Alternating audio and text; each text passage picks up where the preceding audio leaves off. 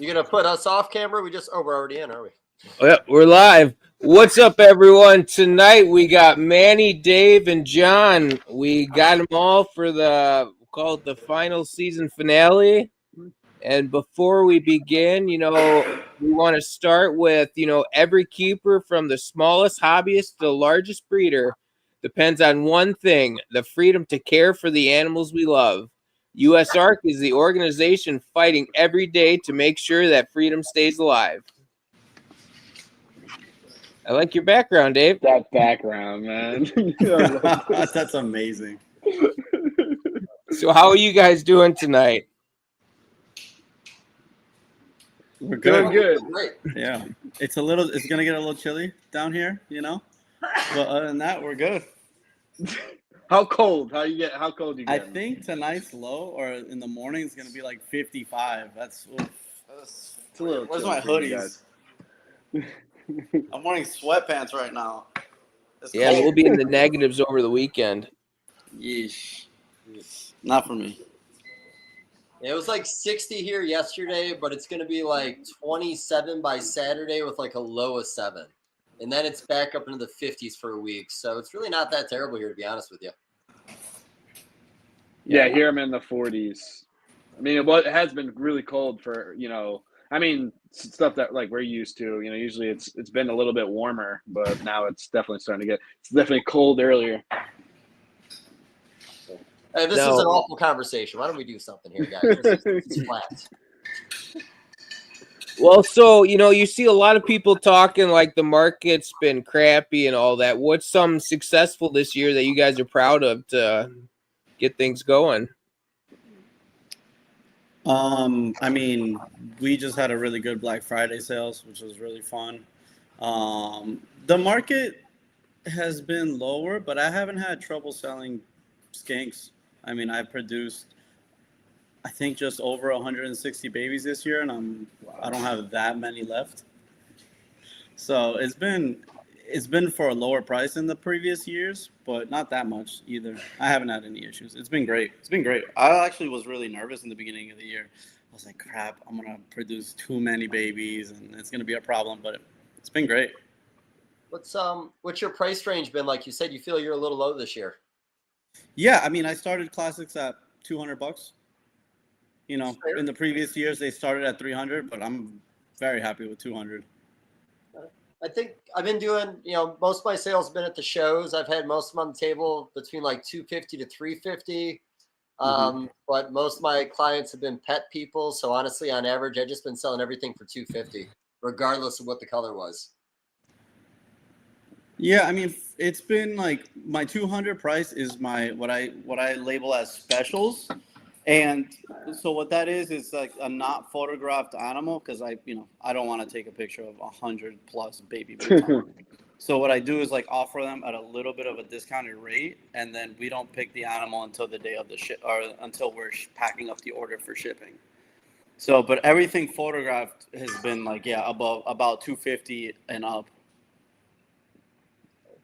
Fair. And you had some nicer stuff on the table. You're still getting a decent price on the better Northerns, right? Yeah. So they've still been selling pretty well. So, like especially on I just had some like really high end ones that I listed, some red stuff, some really nice sunrise, and a lot of them have sold. Nice. I think just talking about it. I think it's a lot of a lot of stuff that's being produce some of the genetic stuff and doing stuff like this. I think definitely helps. I noticed that it's been pretty good too. Like just putting yourself out there, definitely helps. That's fair. I made a lot of dark lineage animals this year, like the Anadark stuff, and I probably just need to post them a little better. They don't get the appreciation at the shows like the colorful stuff does, because that's about all I have left to sell at this point. Yeah, definitely at the shows, I've noticed colorful stuff always sells better. But online, I actually didn't have the best season with a lot of that pitch black line stuff. I produced 2 litters of them, but they were like crosses to some of my Swedish stuff. And so they didn't come out super dark. They actually came out really funky. But usually when I have like some nice pitch black animals for sale, I sell them very well, especially like the nice ones. I could sell for $500 plus, and I don't struggle really to sell them online, not at shows. I'm gonna double check where I'm at on a lot of this stuff, and honestly, I need to do some updated pictures. I think I've had a lot of that pitch dark or black stuff online for like 350, but again, the picture didn't do it justice. I might make the change tomorrow where I'll redo the pictures and bump it up a little bit. I always joke around. Sometimes a lower price actually scares people off from nicer animals. So true. So true. Do you think part of that's because they take longer to develop the black, whereas like the color's been a little more worked on over the years, where some of those, like the orange lines, for example, I can get super colorful at the second shed, where you're maybe 3 months on some of the black stuff where you're getting really nice. You know, some are earlier also, but Yeah, 100%. Some of that stuff sells better as they grow. You know, so like you said, it does take some time for the pitch black to kind of really show how nice they can be. And yeah, some of that stuff I probably will grow out a little bit before I start picturing and selling them online. Yeah, I feel like showing like, you know, some of the older animals, like, you know, some of the nice ones you have kind of can help, you know, with some of the stuff growing up, or saying, hey, this is a baby from this parent, or because some of them, to be honest with you, like are so underrated. Like, I just feel like I mean, personally, I don't know if I see a lot being posted too, you know, so people maybe aren't, you know, seeing it all the time, but you know, some of them are like basically looking hyper melanistic, you know? Yeah. Some of mine are like that too. And I'm actually, it's funny you say that. I'm actually going to focus on doing that tomorrow. So while I'm pairing the skinks, because that's something I haven't done in a while, is picture a lot of my adults and, you know, either have them on the website or on the forums or, you know, the Facebook groups, like, oh, these are the adults I have. I haven't done that in a long time. Yeah, I feel like for me, that helps. It's like showing a crazy looking parent and then literally like, you know, either babies or even siblings to it, so that people go, oh, I want one of those, and then you kind of piggyback off it. And it's basically pretty much either, you know, it might not be as perfect, but you know, even if it's growing, you can start to see it transform a little bit as it gets older. I mean, I'm not as familiar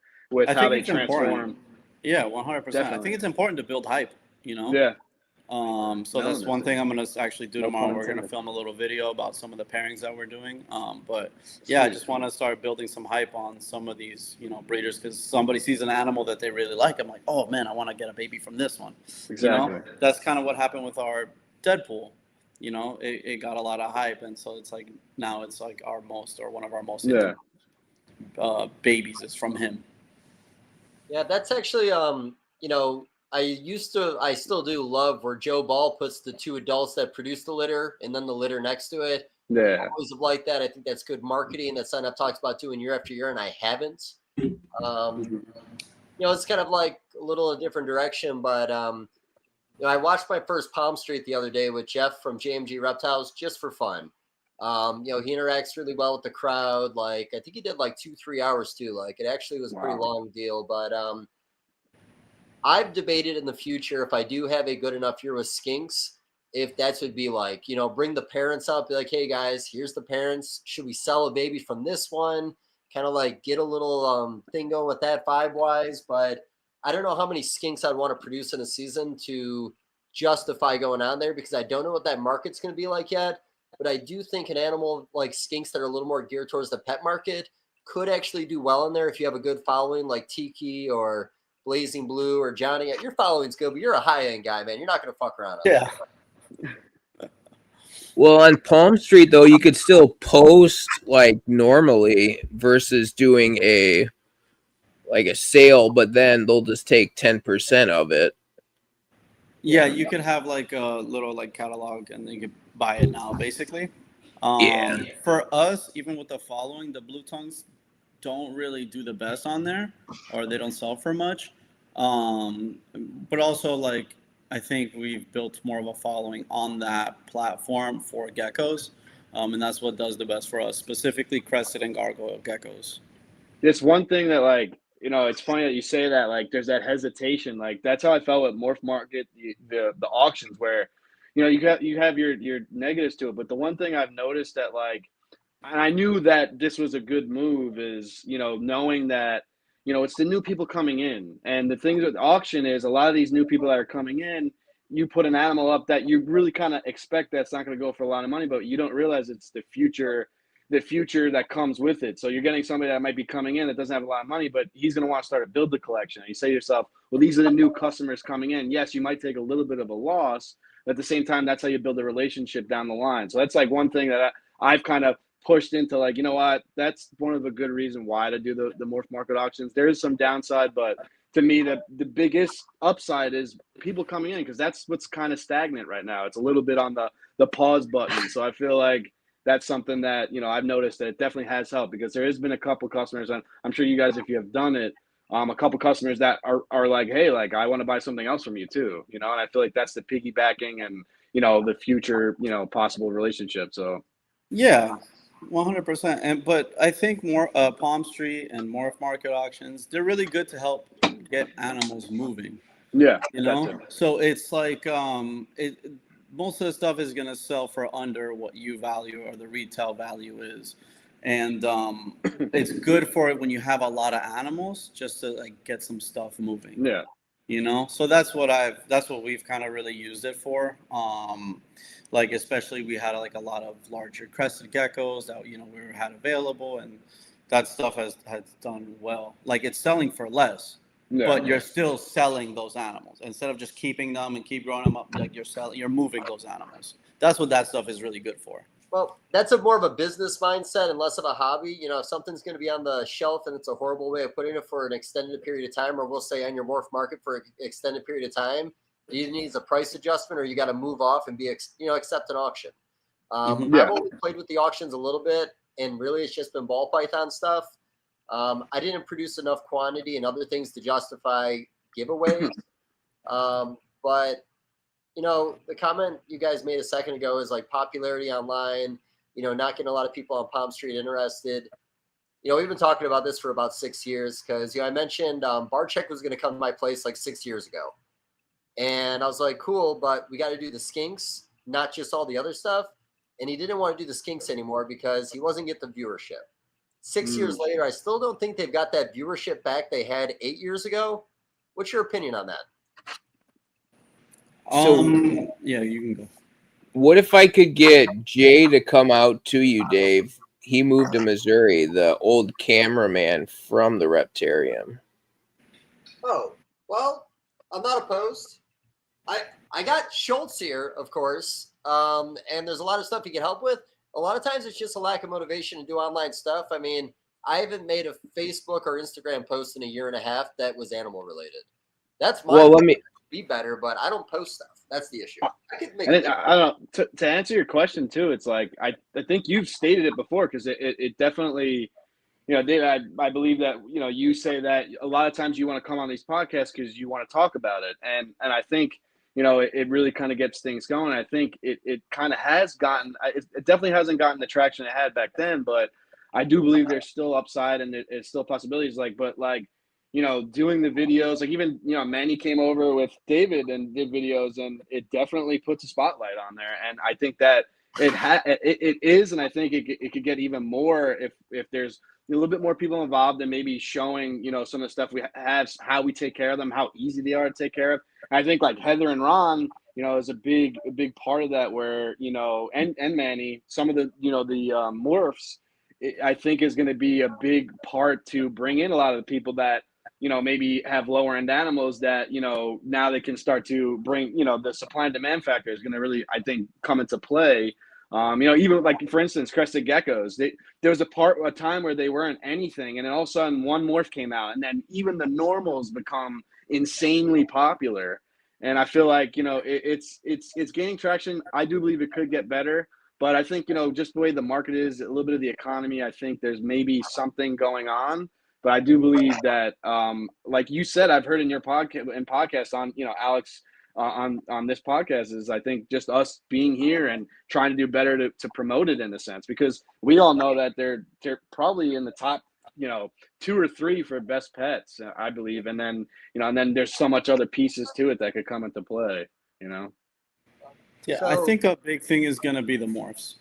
Yeah, 100%. I think because that excites a market, and as we become more successful in reproducing them, and as we start doing more combinations and we're producing more, they're also they're not as expensive as well. I think all of that's going to attract a bunch of people again. And Brian Barczyk obviously had a massive following, but I think another reason why those videos did well with the skinks is because all those morphs started coming out. So it excites an entire market. And like you're saying, when a market is excited, everything goes up in value because the demand is just much higher.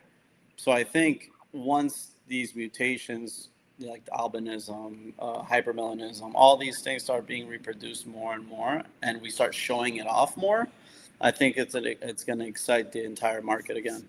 And I think it's the positive aspect of things too. So, for instance, we're in this moment where, these albinos, they can't breed. These hypermelanistics, they have this issue. And then what happens is everyone kind of does the hesitation, and they go like, oh, I don't know if I want it. But I think when we get to this point where we fine tune it and it's even easier and understandable how you could breed these guys too, I think people, because for instance, the blotch blue tongues, like, make it out my way, like, hey, like, this is a project you're going to get into. And now I'm not saying it's impossible. It's definitely possible. I think anybody can do it, but there are certain things that are needed that can make it a little harder for you to breed. And then that's when they kind of, and I think that too, I think the positive aspect, when we start all talking and start to see production, start to see, proof that there's something going on. And, I think that could be a big play too, where, you could get, a pair of albinos and there's gonna be no problem breeding them. Or, I think a lot of that's what Ron and you, Manny, and, and Heather are doing is, trying to get these generations in where it becomes more domestically easy to breed too. I think that could play a part too. And then you start talking positive about it, and people see the litters being born. I think that's the biggest thing. Going back to what we were talking about, how showing what that produced, like Joe Ball, when you see that litter being born, people are gonna be like, I want that. And that's, to be honest with you, collectively, all of us, that's what got us going, is watching like Joe Ball's, litters and some of the stuff he produces. And everyone probably does that, like, oh, I want that. I'm in Australia, you can't have it. And but I think now when we can start, pushing this and making it a little bit more domesticatedly easier, and I think that could be a big play too, just talking positive and people wanting to get involved. Because, it's their dollar too, No, I agree with that. One little pushback, or not pushback on what you just said, but, and I don't mean to be negative. This is just practical conversations because we all want to see these things get better. But, the skink decline actually kind of started around the time of COVID, and the market actually picked up around then. And it was after that it just kept on getting worse. So, like, the skink market really peaked 3 years prior to COVID, and during COVID, it didn't have as good of a run as you would have thought it did, considering what the previous 3 years were, in my opinion. I agree. And, the advertising thing, when I go to shows and I have them on the table, people are in love with them. Maybe there's only like 5 or 6 or 7 people a show who really know what they're looking at. Other people who don't, that are curious about the care and all that. There is definitely a like for it. But, the right face to represent it, because, the reality is, it's going to be a lot of youth that would probably come into this. And don't get me wrong, when it comes to the breeder aspect and the morphs, we're going to, I always say it's going to take some ball python money. When the ball python guys show interest in the skinks, they're going to start doing a lot better. There's a lot of ball python money trickling into other stuff right now, the colubrid stuff. There's a lot of markets that are actually seeing higher prices because ball money coming in right now. But, the problem, like you said, unsure about breeding them with albinos, maybe having problems in the past. Also, not being able to sex them. I don't know about you guys. Have you guys collected any sheds and sent them into RGI or Charlie yet? Yeah, we've been collecting sheds to send them in. Yeah, I got a message. Unfortunately, because they're in bromation, I can't really get any sheds, and I kind of want to get them guaranteed sex sheds. And I have babies, but I want to get them. But yeah, I think that's it. I mean, there are other ways to, some techniques, but I agree with you on that. I think hopefully there's a better direction for that. I think that's all this stuff we're pointing out, and the macro scheme, it tells us that we're still in our premature stages of things. I feel like we're still in that early, because even back then when the COVID was, all of them were really popular, there was still no morphs. There was still no, nothing like, a little bit of this, a little bit of that. I feel like we are in this area where I think it could go, have good upside, in my opinion, I believe in the upside. I'm definitely not down on it. I mean, I held back more this year. I'm always trying to improve on what I'm doing. I'm going to keep the breeding group around I think I'm around 85 animals, and I'm going to try to keep it that way at the Northerns. I have faith in it. I'm just waiting for, I don't know if there's going to be another huge rush like there was in that one period where we all got into it and we all spent all our money, but there still needs to be some kind of rush. And I'm just curious how we're going to get there. I even thought Snake Discovery, Emily was going to be a big person for that. I would almost be willing to start sending her skinks if she was willing to talk about it more. We've wholesaled her some. She seems to readily produce them now herself on a small scale. I don't know how much interest I haven't talked to him recently though either. I mean, to me, it's in the market. I hate to do this because we all love reptiles, and I think in the business scheme of things, you need the investors too. I think the big thing is the pet quality. I think will be there, but I think it's that step of I want to invest in this cool morph project or something along those lines. I think we even talk about even the shinglebacks. It's a really popular reptile, but it takes somebody because it is. There are people that want them, but there's that in between that if I'm going to be spending a fair amount of money, but they only produce 1 or 2 babies, so that there's a little bit of a throw off. Where is that? So I think there's that investor part too that I think we haven't gotten there yet. I feel like that's what the premature is that when we start to push these morphs, I think that's going to play a big role with a lot of these guys, and again, feeling comfortable to be successful, and we're setting them up for success, not failure. Because then we set them up for failure, or people for failure, they don't want to do it, and then they tell 10 people bad things instead of good things, and it spreads. Yeah. So last thing, and I'll sit back and listen a little more, but another thing too, which I think is affecting a lot of communities right now, is ball python guys aren't running out and buying new ball pythons right now. Boa guys aren't running out and buying new boas right now. The skink community is making money, but not like it was. Individually, the better we do, we're just going to put back in. I mean, if I had the money, I would have chased a morph by now. If I had the money, I'd be working on Westerns or something, but I haven't been able to put skink money back in the last couple of years. Yeah. So, more success within the community means more money will go into it. But, like I said, drawing people from other communities in that's going to feed our community is going to help us twofold, because when we all make more money, we're just going to put it right back into our community. Yeah. There's been other people, though, at least we'll call them, smaller scale, that seems like they've been adding more, even if it's, not fully investing, 10 grand like the albinos, but picking up het albinos and other hets, at least, that it's going the right direction. I'll throw some positivity, and it's not a brag or anything like that. It's to say, hey, it's happening. So I produced 9 blotch babies. I only want to sell 6. I sold them before the year even is about to start. So people want them, and these are people that never had anything, never had they had other lizards, and they're I always wanted blotched, and it's there. So I think I think we're getting there. I really do believe it. I feel good about it. It's not a complete lack in the or a lack of confidence, because I will say this: the reality is, Manny, by the time you start producing more, your baby stock from last year should be gone. Same thing for Alex. Johnny, I don't know exactly how much you wanted to sell this past year, so you might be sold out already. But any species I work with, as long as I can sell it before it's time to produce more again, I'm always very happy. And that's usually how I gauge what size I want a group should be in my collection, if I could sell them all in a calendar year.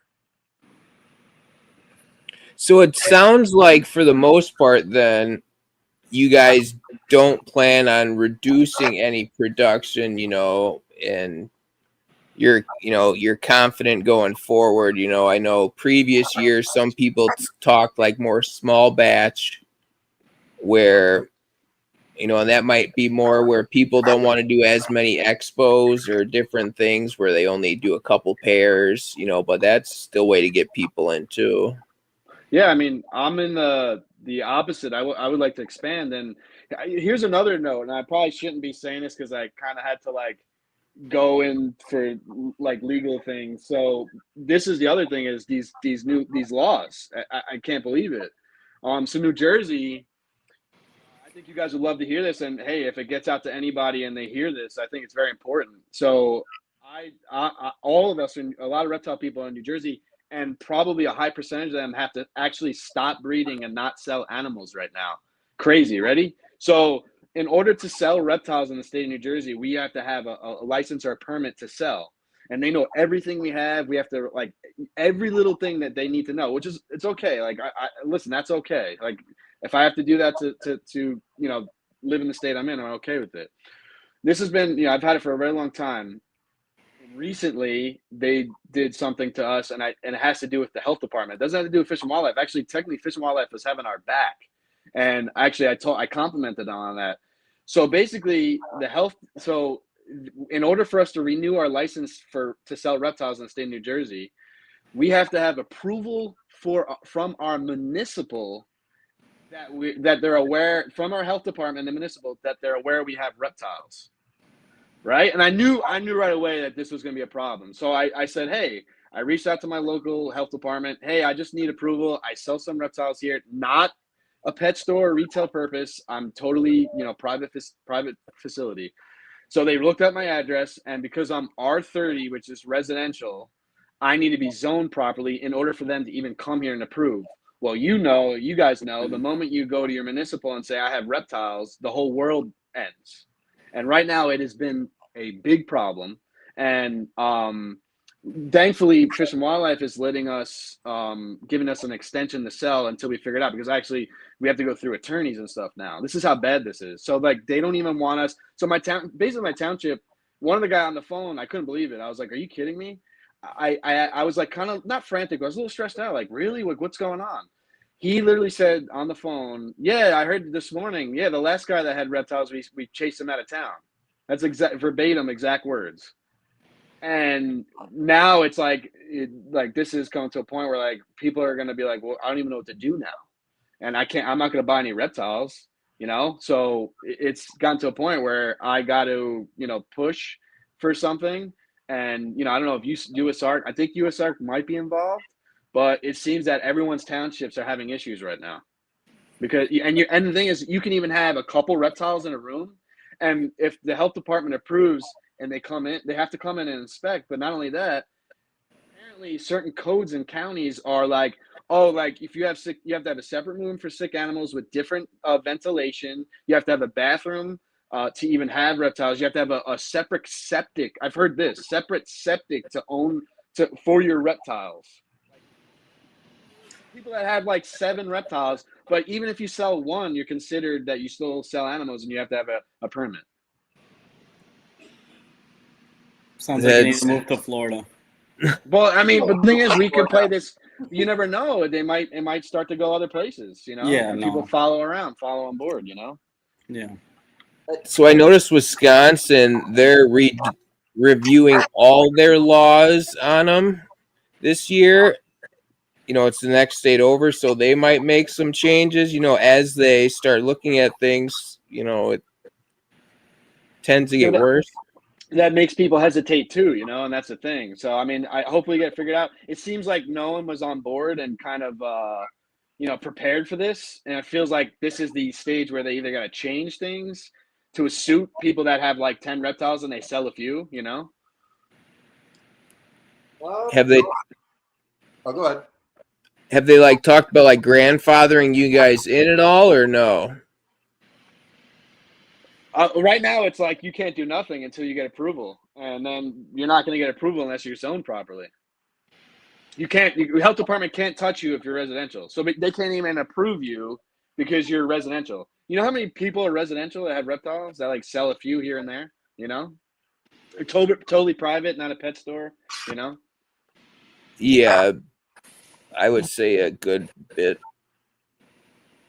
So I will say that one thing I always say in the hobby that scares me the most is if we ever lose it all, it'll be law-based. And, we've noticed for like the last decade, it's different states have different proposals. And I think I think it's Louisiana, starting, I think, at the end of the year, the first of next year, you can't have boa constrictors anymore. And I think Georgia last year had the berm law. I think South Carolina might have did tegus. Georgia might have went after tegus too. I can understand some of that stuff, but the New Jersey thing is just kind of living in the Northeast, man. Didn't they make it able to breed bunnies in New York just a few years ago? They went after a few things a few years ago. Yeah, I know there was some with pet stores and like you can't sell. I think one of the boroughs or something like that, or something like that. You're not allowed to sell like you can't even have a pet shop anymore type thing. You can't sell animals in a store. Yeah, I think it was Rob Christian. This is way back in the day. I want to say he was trying to start a pet store in Maine. Okay. And it was, I think, one of the first ones they ever opened in Maine. And I think everything in Maine is pretty much illegal. Different counties, different rules. Crazy, man. I will say, like, Missouri's not the worst state in the world, but when it comes to laws, very lax. And don't you have chimps there? Or something? Wasn't there a movie? Yeah, that chimp documentary on Netflix thing was in this state. Yeah, so there is a lot going on. I mean, there's a Lolly Brothers auction we used to go to, and there'd be like great horned owls, giraffes, donkeys, like Salcata tortoises, just a lot of random stuff. But no, the laws scare the hell out of me, in all honesty, and about everything. But the New Jersey thing I didn't know about, and your comment about just if the Sark is paying attention, if they're not, you got to get it to their attention. Yeah. It strength my numbers. You guys know how it goes, so. Well, I'll message Phil for you. How about that? I from what I got a message that I think they are aware, but I think it should be pushed more for sure, because it's just like, people have stuff like in their basement, and it's like you want us to do all these different stuff to code like it's a pet shop. We're not pet shops, Yeah. So. And your comment too, like, the reality is, when the Lacey Act happened, it was nationwide. They attacked one big thing, and inevitably they ended up losing, even after they passed it. It's all these little things popping up in different states are making it really hard, because it's not one fight, it's 50 fights a year. And, I still haven't had a chance to talk to all my Colorado friends about the changes they're making there with cage requirements. I've seen options go up for sale in the state of Colorado. I hate to say it, but laws can chase you around the country. The Lacey Act made a lot of the big constrictor breeders all move to Texas, but then they found out when they all lived in the same state, they didn't make as good of a living as they thought they would. A lot of those guys went out of business. So, yeah, like I said, law thing's terrifying. This is the first thing I've heard about anything in New Jersey. Yeah, it's discouraging, and that's the kind of was my counter to it, is like it makes people kind of hesitate, and then again, it's like I want to move I think about like, hey, should I move and go to Pennsylvania? But I feel like it's a Band-Aid on a wound, it's like it could be following me anyway. So either you do two things, you either flight or fight, and I think it's time. There needs to be a fight, as an American, like I feel these are our freedoms, So last thing on the PA thing and why it might be a good decision, states that have very lax laws on venomous are going to take a very long time to get to everything else. So Pennsylvania having lax laws, you might be good for the next decade there. Yeah, it sucks though, because I love where I live, but That's fair. It's fair, man. Yeah. How big is the New Jersey reptile community, out of curiosity? It's large, These are guys that have been around, so I mean, yeah, it's pretty for a small state. It's pretty large. So, Jersey Boys, a ball python company, they've been starting out. They've been getting big in that area. I don't want to say a bunch of names, but he's right. Yeah. I mean, I know a lot of old school breeders from that area. I'm sure they're aware. I wouldn't assume they've got it figured out, but they may have their stuff in a commercial building. Because I do believe they have commercial space, but I'm not 100% sure. Yeah, so basically, that's what I did. I made a proposal. I had to make a proposal to my township, and apparently the problem is that because I've like I like anybody has reptiles, basements are a good good area for reptiles, just because it kind of keeps you flatlined with temperatures, and he's kind of saying like. Basically, the pushback is that they're going to want like a separate facility. I can't have animals, because some of them are in the basement, like my geckos, And I guess they could consider that like a hoarding situation. I don't know. So basically, I'm gonna have to build, which I wanted anyway, but I'm gonna have to build like a separate another separate building. And then I basically said I want to get zoned properly, so I don't have to have any issues at all. I want to do everything right, you know. Yeah. No, So that was my rant. I guess back to skinks, right? No, that was a good conversation because that's skink.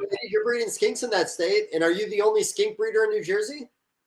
There's some other breeders. Don't But say their names.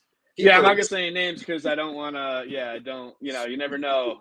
I Someone know a might not few have Pennsylvania. a permit or something like that, and then you go saying a name and they get in trouble. So I've already said 1, 2, named many, but we'll be fine. Well, there's got to be positive stuff going on. I've been reading Manny's face the whole time. He's looked kind of depressed. So I mean, we could perk it up a little bit. He's in Florida. He's like, that's nothing. It's so cold, guys. I'm depressed. Seasonal depression. Well, it seems like the laws in Florida are starting to change for the better, at least slowly. Yeah.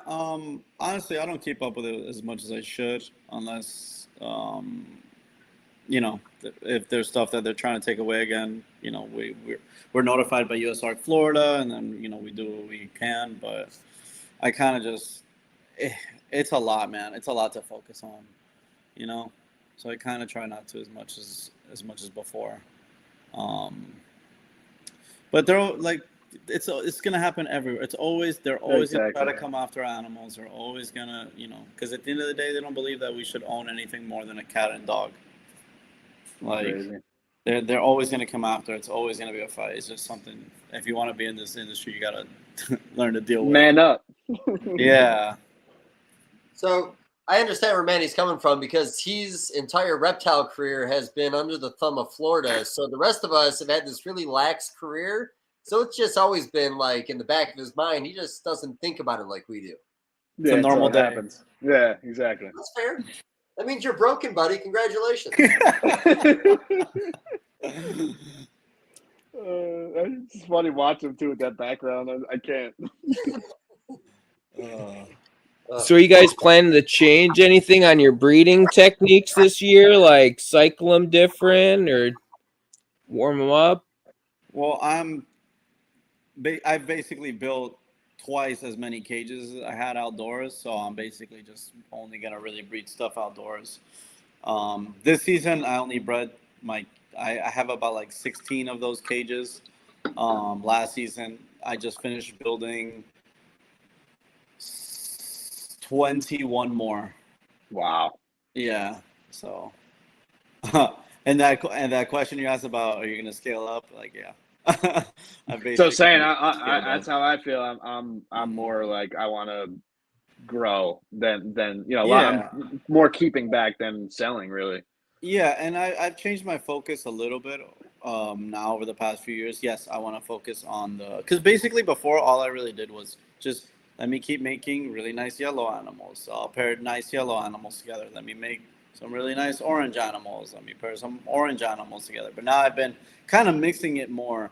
You know, obviously I want to try to do some of that more stuff. I have some pos heads of a couple things, of albinos, aneries. So I kind of want to, you know, do that stuff. But I also wanted to, like, one of my favorite things I've been doing actually is the breeding the red stuff to Swedish. And the reason being is, you know, even with the really, really nice red stuff, it tends to fade after a while. Not always, but it tends to fade after a couple of years.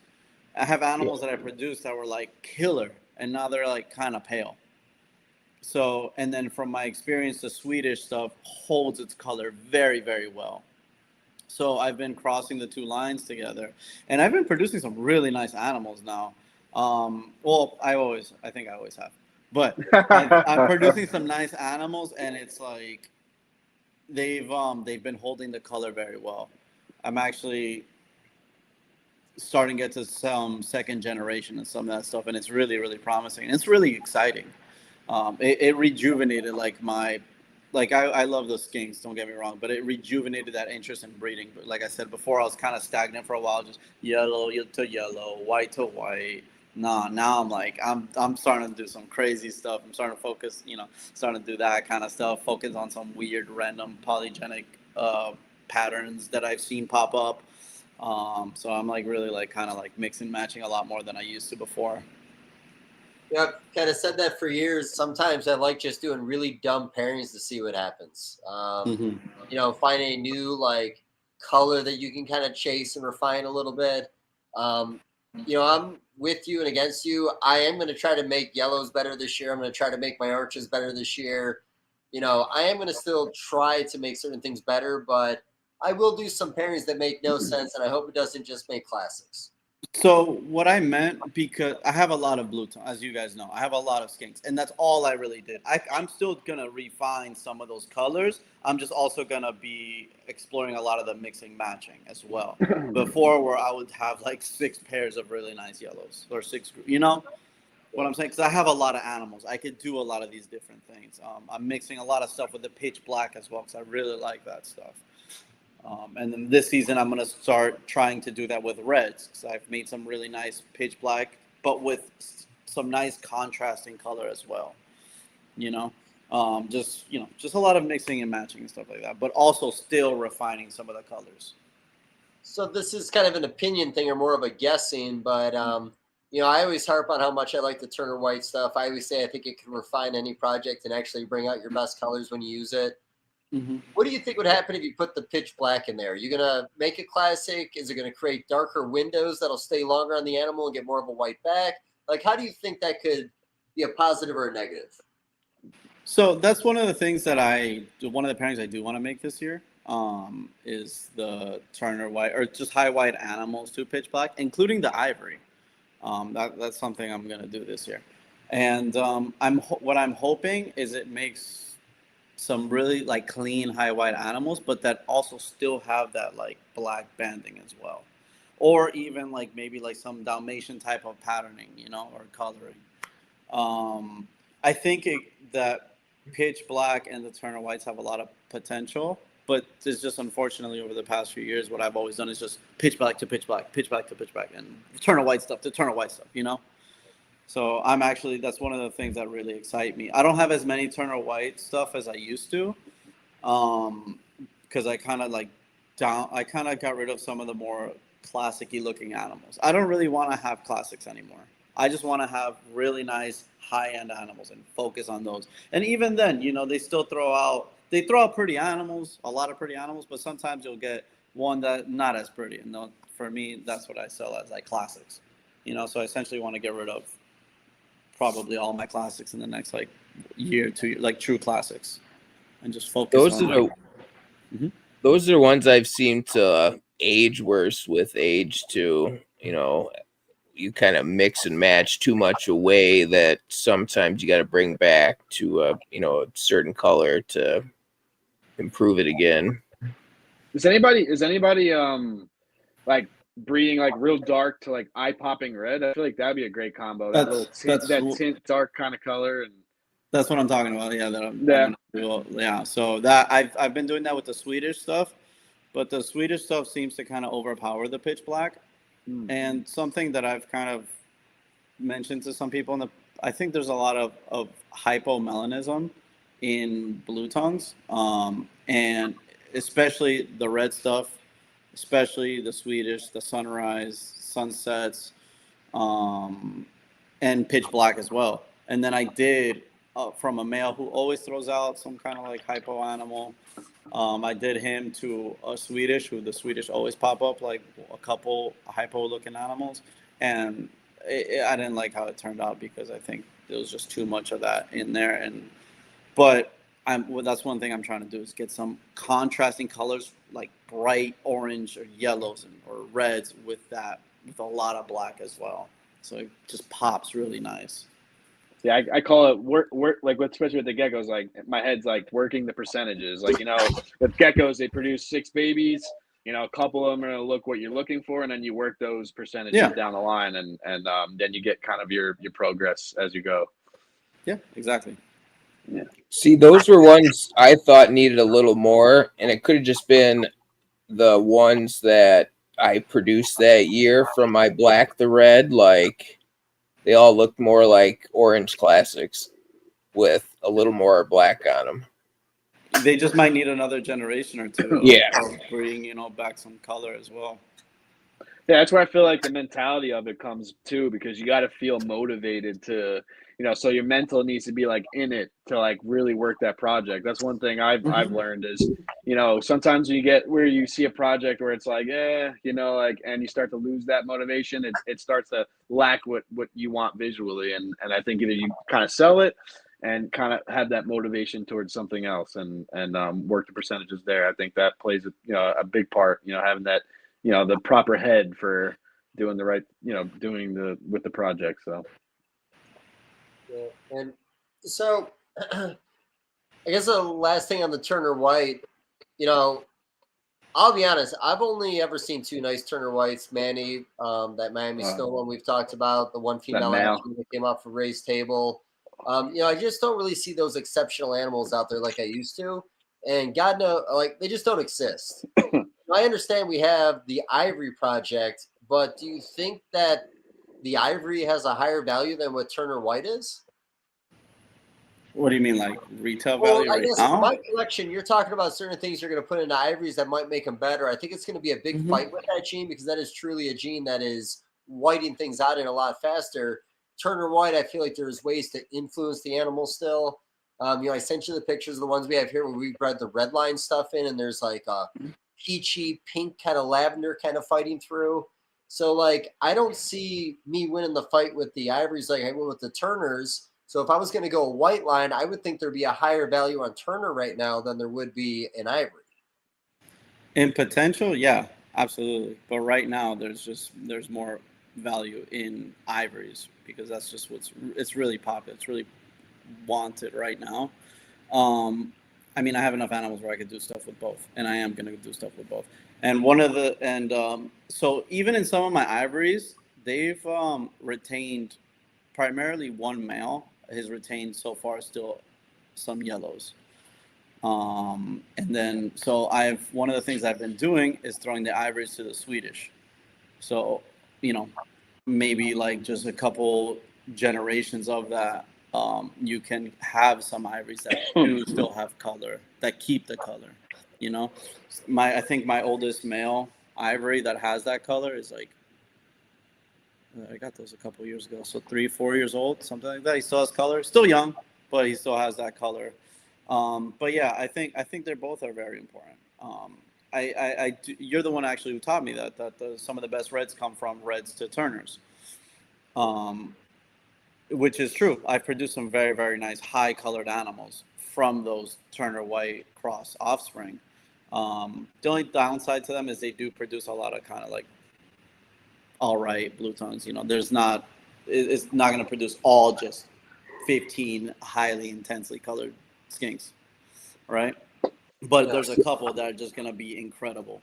And then I'm going to keep working those and refining those lines. And then another thing though that I don't like about some of the Turner White stuff is after a couple years, I've noticed some, especially if they have like white speckling, they tend to lighten up as well with age. And I really want to like make stuff that looks nice while it's young, but then holds the color for many years. So I think that's not a tough thing, but like with the skinks, there's that sweet spot on color where, they don't have it right out the bat. You don't really know what you have, but then they get to that, 2-month range, 3-month range, and you kind of have an idea what it's going to be compared to what the siblings are. But yeah, like I said, that's probably the toughest thing about the species. I have a horrible eye when they're first born. They all look like shit to me. Yeah, they do. I think Alex's look the best as when they're like babies compared to ours, man. Mine, I'm like, oh man, this whole litter's ugly. But it just takes a while. You got to grow them out. You got to hold them out, hold them up, hold them back a little bit, and just grow them out. And that's what I've been doing a little bit more than before. I think what's helped too a lot, or part of ours are second and third and maybe fourth generation, depending on how you count it, of ours, or some mixed and matched with other stuff here and there. That even our first shed, they have pretty good color, but definitely some of our initial ones still, faded with age. They still have the color, but they're not that vibrant.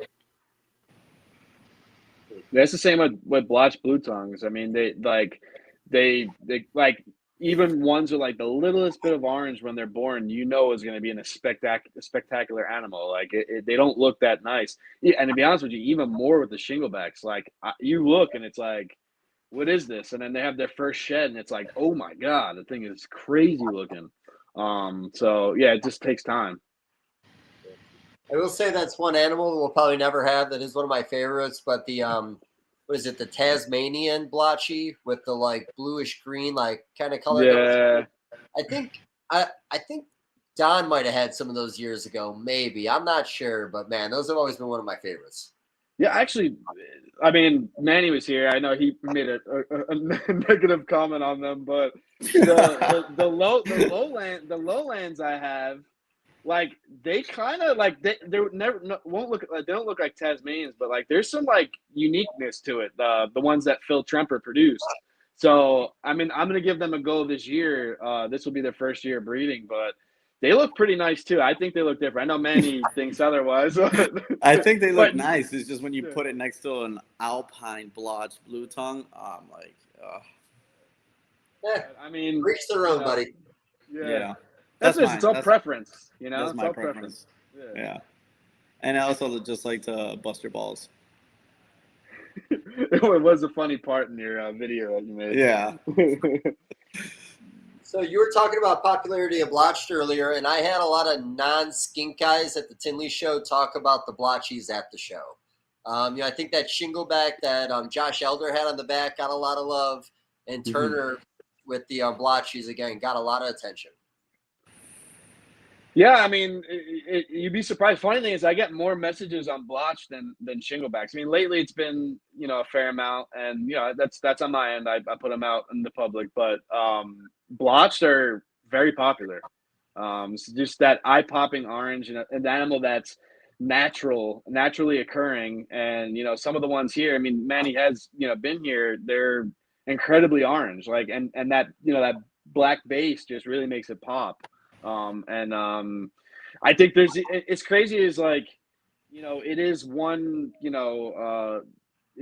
being that it's one species, I think there's upside in that too, because I get some that are just like, holy God, like that thing is crazy looking. And I feel like there's still progress to be made. I know Kim Lancy, produced some insane ones.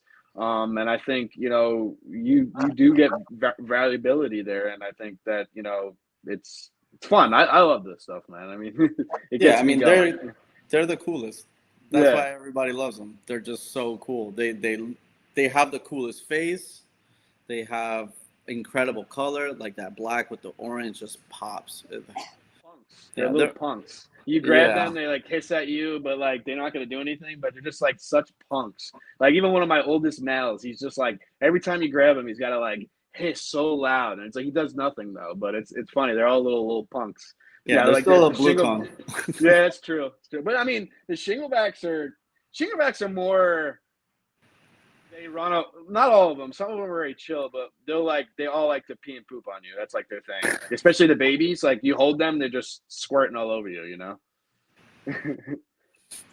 So there was a random person at the last show I did in Missouri, and it was one of those shows that like 400 people show up all weekend. And they're like, yeah, we were just in Australia. We took a hike and saw a reptile, and it was a blotchy blue tongue in some random park they were hiking in. So real frustrating. The girlfriend's uncle and aunt live out there, and they'll send us pictures of shingles next to their garbage can. The Goldfelds. That's sick. Yeah, I love the Goldfields, and the Perth Hills are really nice. You made me fall in love with the Perth. Like I think my favorite was Goldfields still, but the Perth ones, they were incredible. They're Do you guys own the print from Emily Burke of the shingleback she did, the Goldfield?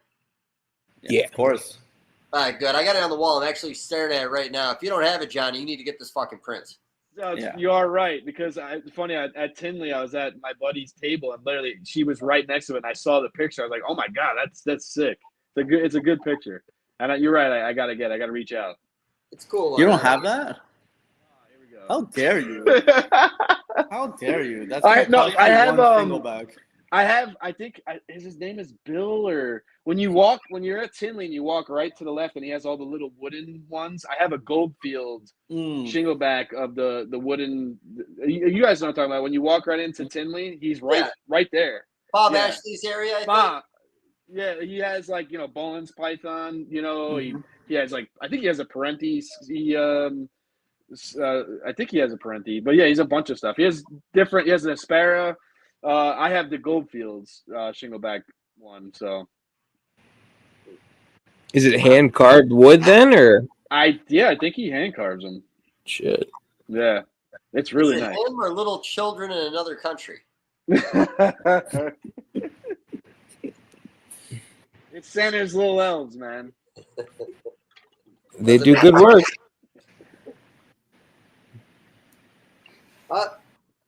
Alex, I'm like taking control too much here, man. You got a topic you want to bring up before I say something else? I got some random kind of related. Has there been anything like odd people have asked for, like a specific lineage, like something weird, like something old, not like foot pictures or anything odd like that? No, the only thing that's weird that people ask me is like, do I breed Marukis? That's a shot for Johnny if he's watching. I was gonna say the shot for Jeremy, man. Jeremy, that's what I meant to say. What did I say, Johnny? He said I'm like, wait, you read Jeremy? I was reading your name. Yeah, Jeremy. No, nothing weird. Nothing like that. Jeremy works with Marukis? What? Jeremy breeds I'm just skinks? if he's watching, I want him to be upset. I didn't know he had skinks, man. I think he has ball pythons. That's his thing. Yeah, he has ball pythons. Yeah, that's all he works with. Now, what about your like albino Maruki, Manny, or Hypo? How's that second generation going? The heads. So they all look good. It's really funky because you could see the influence, especially northern influence on all of them. But they're about to be paired up tomorrow, so I'm gonna pair up. It looks like I have a 1.6, is what it looks like from those babies. I'm gonna put 2 of the bigger looking females with the dad. I'm gonna pair up a couple siblings, and then I'm gonna save one for a potential little surprise. So I got one suggestion. The one you got for me last year, you should pair with one. The yellow one. The yellow one? Yeah. I actually have some other plans for him. He's really nice. Both of yours are very nice, but I actually ended up liking the one that looks like a male. He is nice, man. I'm gonna pair him to some nice stuff. I can't tell. I can't remember which one that one is. Right now. Huh? I can't tell if he's being sarcastic. I think he's shitting on your product, buddy. No. Dude, I'm telling you, I love that male. That male's incredible. I'm gonna pair him up with some nice, a really nice red female, and then I think I'm trying to remember. Maybe some pitch black stuff as well. Okay. That's what I'm thinking. I have a lot of animals. It's funny, like I have an idea of what I want and what I want to do. There's some for sure, but there's a lot that are like, as I'm like going through stuff, I'm like, you'll be better with him. You'll be better with her. Yeah, but then it's funny. It's like I always say this with you guys know is you say that now and then you play you get to breeding and it's like up plan B, up plan D, C. Well, it's like not so much with me because I'm putting them in outdoor groups. Yeah. So when I when I do like 1 by 1, 100%.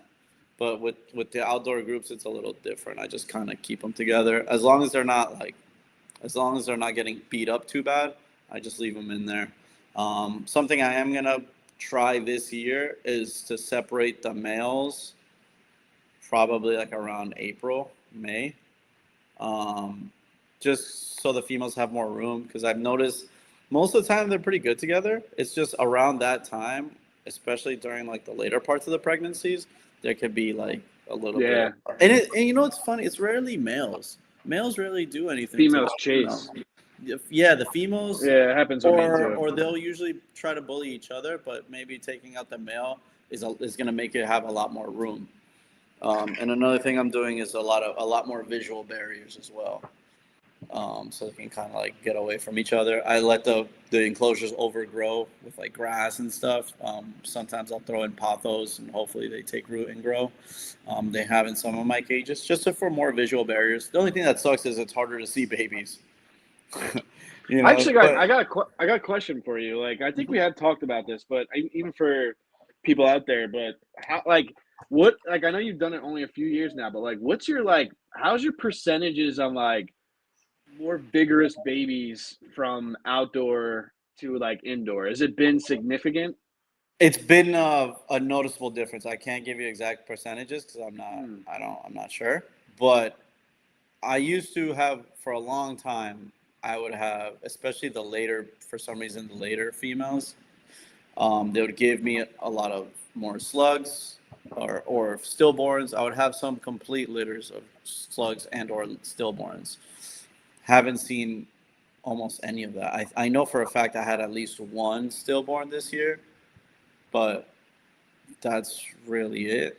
Very few slugs, probably less than in total, not per Yeah, female. I think the cohab definitely plays a big role in that. Like, because we as breeders we play the guessing game and introduce, and a lot of times males are just thinking breed, whereas being outdoors, they're with each other, they have optimal time, the optimal chance, and I think I've noticed that with especially with the shinglebacks too, is especially because they're outdoors, there's not a lot of inconsistencies with the temperatures, and Exactly. you're getting the timing is just right.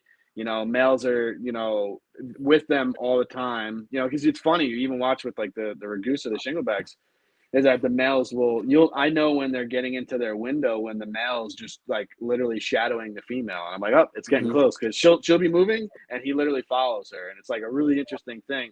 But like, it's like almost like he knows that she's not ready, and then like you'll not out of nowhere just like 4 days straight watch him breed her a bunch of times. So Yeah, I don't think because that's a good point. I don't think people realize like the micro environments that happen yeah. in like either rackings, especially in rack systems, but or cages, because it's like each tub, like from the top and the middle and the bottom, they're different temps. Yep. The cycle's different. So I Yep. think one of the problems with that is we're maybe not cycling at the same time when it's outdoors and they're in the same cage, or just in the same cage in general. They I cycle all at the same time. And there's a lot of, one thing I did notice as well is I had some females and males, but mostly females who hadn't produced in like 3-4 years. And those were the ones producing. They produced for me the first season outside. Yeah, You that's, I know? mean, with the westerns, that I've been trying to figure them out, and a lot of people are like, oh, it might be they're inbred too much, and I'm like, I know it's not. So like the babies are coming out premature, and and I noticed that the female westerns, they dropping the babies too early, Mm-hmm. and I'm like, something's wrong here, and it was always the cages at the top. So that's what I did this year. That was the thing. I watched the female. She was bred. I watched her ovulate, and my strategy was, what? Once she ovulates, which she went like a balloon, and I knew right away that something was going on.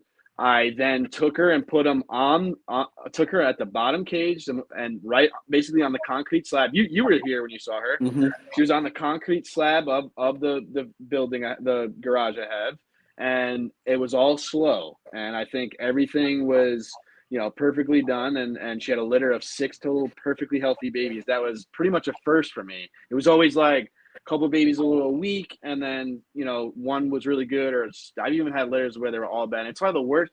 I'd rather watch a stillborn than watch a baby be alive and just too weak. You guys know. And but I was frustrated where I wanted to figure it out, and I really do believe that it's all about temperature.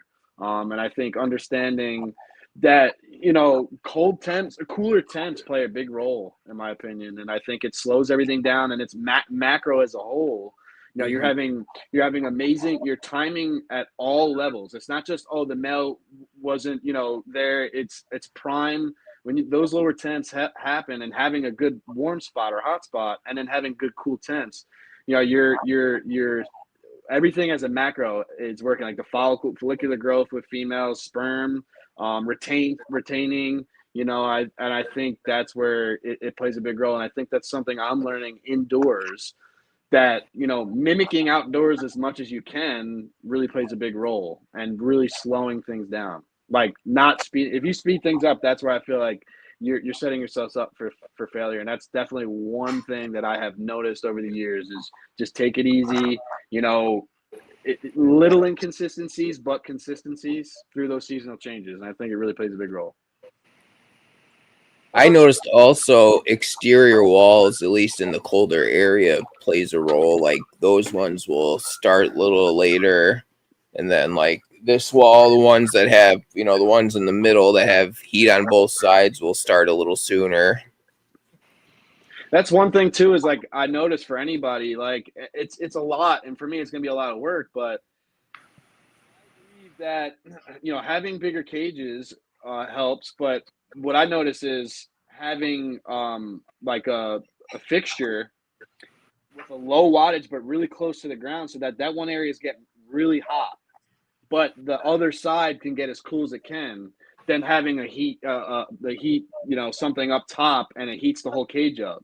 I believe if you can find a way to be able to get them cool but really hot, and I think it does them a really big disservice when you just have it like 88 degrees or 90 degrees, because they're not getting to where they need. They're not getting the temperatures, and sometimes they'll stay out too long. I think it messes with gestation. Whereas getting them as hot as they can, they could pull back and regulate at their own. They can escape to an area where they can regulate properly, and it's like an incubation of eggs. I think that's one thing I've learned is like I have my shinglebacks, my blotch. They get over 100 degrees all the time, but they're able to escape into the high 60s. And you can see it. Like I'll watch them. They'll go in.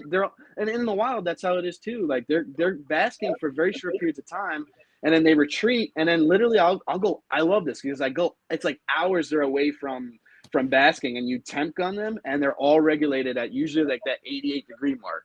It's like, and they don't even have to go back. So I feel like sometimes when you're just keeping it warm enough but not hot enough, I think it messes with gestation. I think they find themselves staying there too long, because they're trying to get ample heat and they can't, and they're just sitting there trying to regulate and they can't regulate. And I really do believe that it plays a part in their gestation process. It's like failure in incubation. It's like it's just not getting that. And when you get you get those inconsistencies when you have a birthing, like where babies are premature, or even your timing wasn't right. You get a bunch of infertiles. So I think if I had tubs, I would find my way to try to do the best I can to your ambience, really raising them slowly up. I think it plays a big role. That's my opinion, though. Do you think nighttime drops also play a big role? Absolutely. Because you got to realize this is I use this as a perfect example, and I love it because it's true. When you take a piece of steak, right, and you leave it out, it starts to decay. But when you put it in the freezer, you're preserving it. You're almost freezing it in time.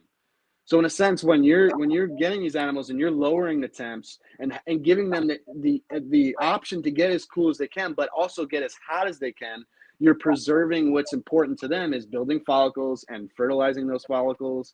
And I think that to me is what you're doing, is you're slowing that process down. When you speed that process up, it gets out of whack. And we all know this. But one year you can do so good, and then all of a sudden the next year you got a bunch of infertiles and a bunch of either stillborns or a heavy percentage of slugs. I think that it plays a big role to understand the process, that it so much that just try not to speed it up. And Manny, you'd be able to tell us the best is you keep the animals outdoors, and there's consistency in those seasonal change, but there's the inconsistency as well.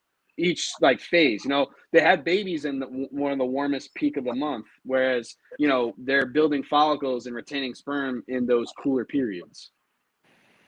You know, night drops and you know. So I feel like that's where we got to understand that process is so important, and that not to preserve them and understand to slow them in time almost, but not speed it up. Do you track your night drops at all, John? Like during the winter / pairing? Yeah, so basically, like I have, you know, you guys know the sensor push, like it's Yeah. like a sensor. What it is, it tracks your history. So I'll literally like, if I'm like, where am I? I'll go, okay, well, let me look back last year and see kind of where I'm at, and I kind of understand what's going on. But I think to me, the most important part with breeding is having two sides of the spectrum and in between. So meaning as hot as they can get. I mean, I'm talking well over 100 degrees, but also able to pull back and regulate at a very cooler temperature. What happens is we find ourselves keeping our cages too warm, but also having a very hot spot. Well, where can they can have any where's the regulation? Where they can? It's out of whack. And what happens is it becomes where we're in control and they're not in control. I want them to be in control, so giving them everything they want and need plays a big role in everything across the board. That's what I'm learning here, in my opinion. You know, I've learned a lot from them because they're live bearing animals. You know, they are their own incubator. I don't want to be in control of them. You know. So I had The biggest thing is that each species. I'm sorry, David. Each species, there is a differential. You know, my Aspera and my Blotch have. I believe that they're in a hibernation, not a brumation. They go into a total shutdown, and I think that's understanding the species as well. So what my you know angle is, or you know what I prepare for is, hey, you know what?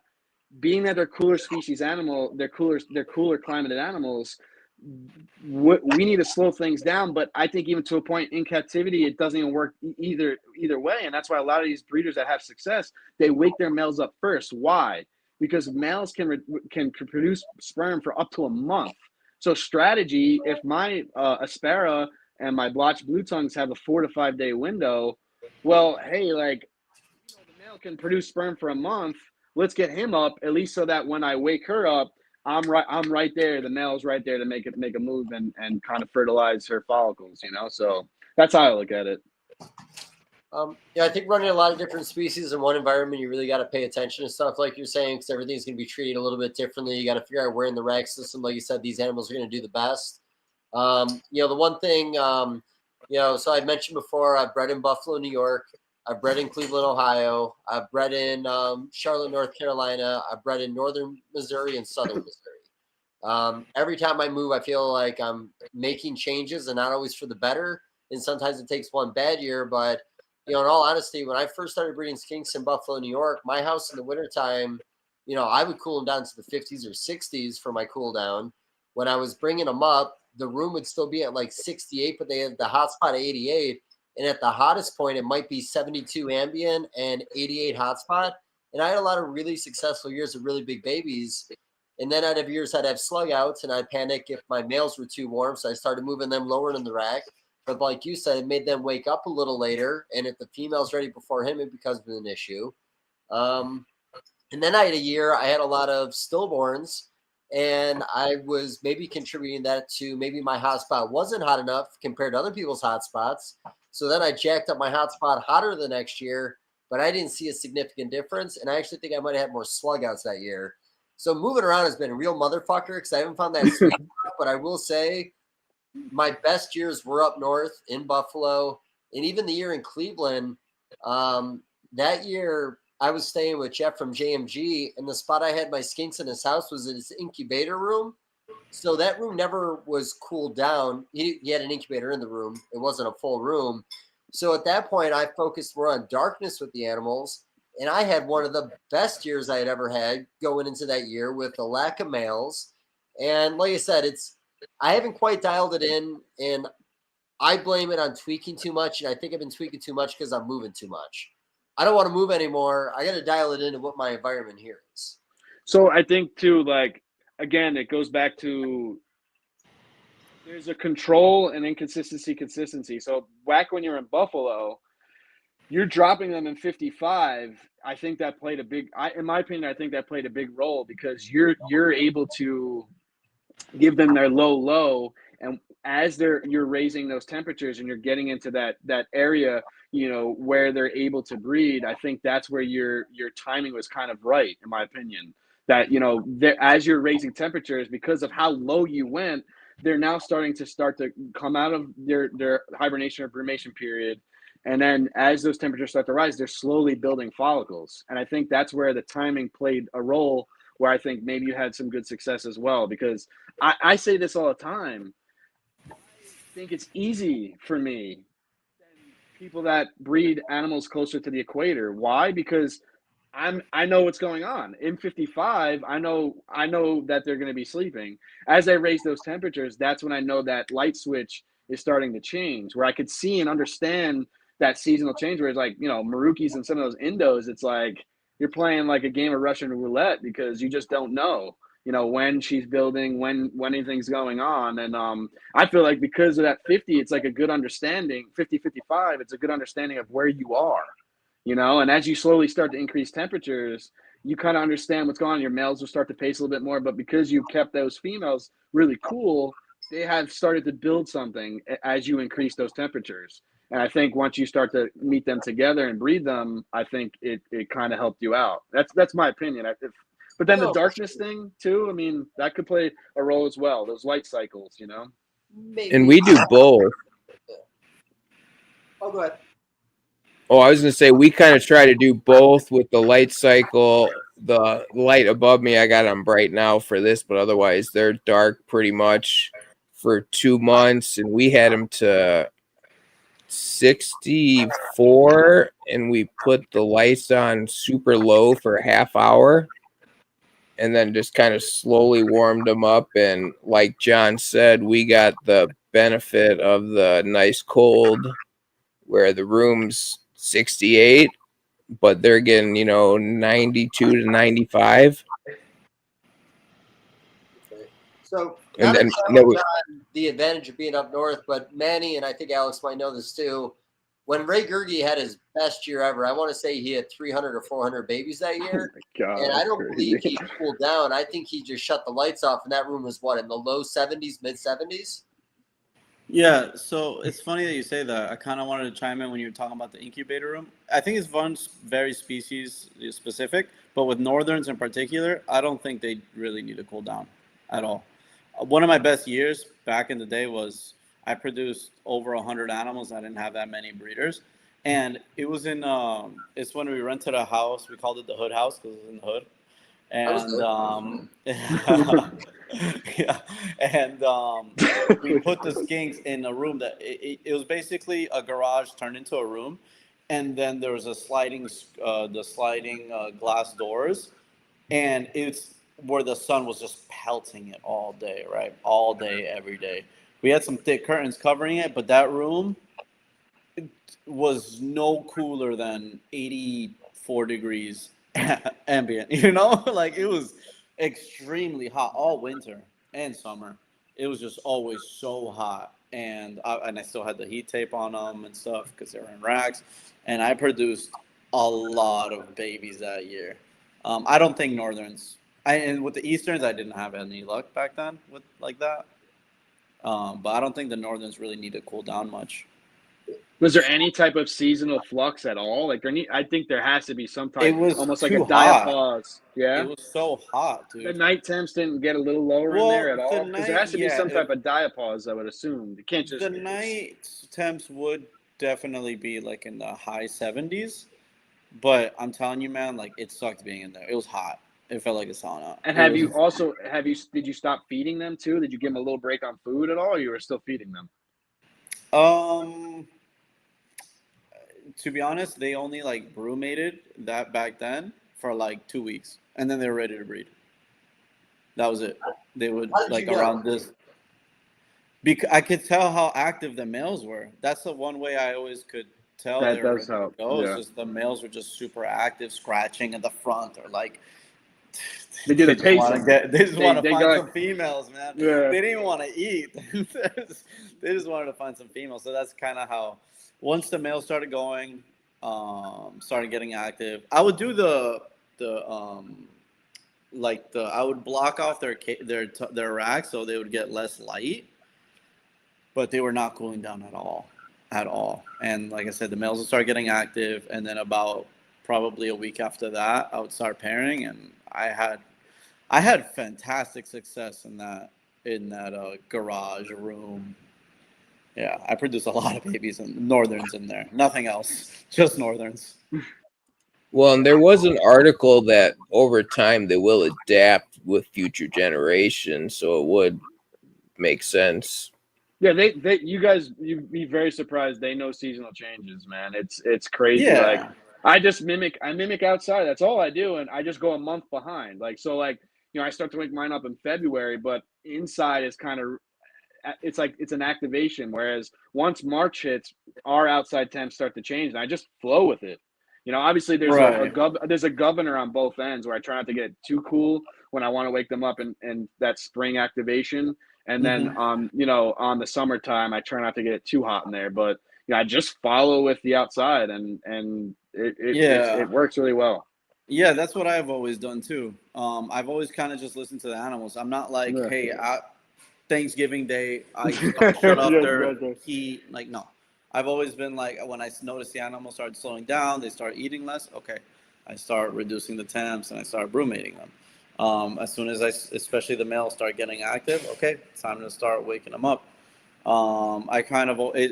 It varied per year, like when they started breeding. But for the most part, for me back then, in that hood house, in the trap house, they would go down like around the beginning of December, and then they would wake up by the end of December and they're breeding. It's true though. Like I believe that animals are your ultimate mentor. They teach you a lot, and that's one thing I always go by is just watch them. Like even right now, like even though I'm almost in full brumation and hibernation, like I still have lights on for the animals that are up. I manually just shut everybody off. Like if I see it, because I'm Mother Nature. I'm controlling the ambience, but they're controlling themselves. So, if I start to see them consistently hiding away, I just manually shut the lights off. And then I go to this one, manually shut it off. If they're still up, their light cycle is very short, but I keep them on. And if they're still popping out, and you never know, sometimes they do have some, some poop left and they need to clear their GI out. So. Yeah, when I was up north in Buffalo, my season would normally be stop feeding around Thanksgiving, start my brumation around then, and then by Valentine's Day, I would start breeding every year. But the further south I've gone, every year it seems like they want to go earlier and earlier and earlier. And last year was my fault because I had to move the collection in December. But by I think January 8th was my first lock last year. The previous year, I think my first lock was either the 24th or the 27th. So, and before that, like I said, end of January kind of has become my new norm. We'll see where I'm at this year. Yeah, it changes. It changes so much. Like we went from the hood house to where we're at now, which is only like an hour away, right? It's an hour north of where we were, and that little change. They started breeding up there.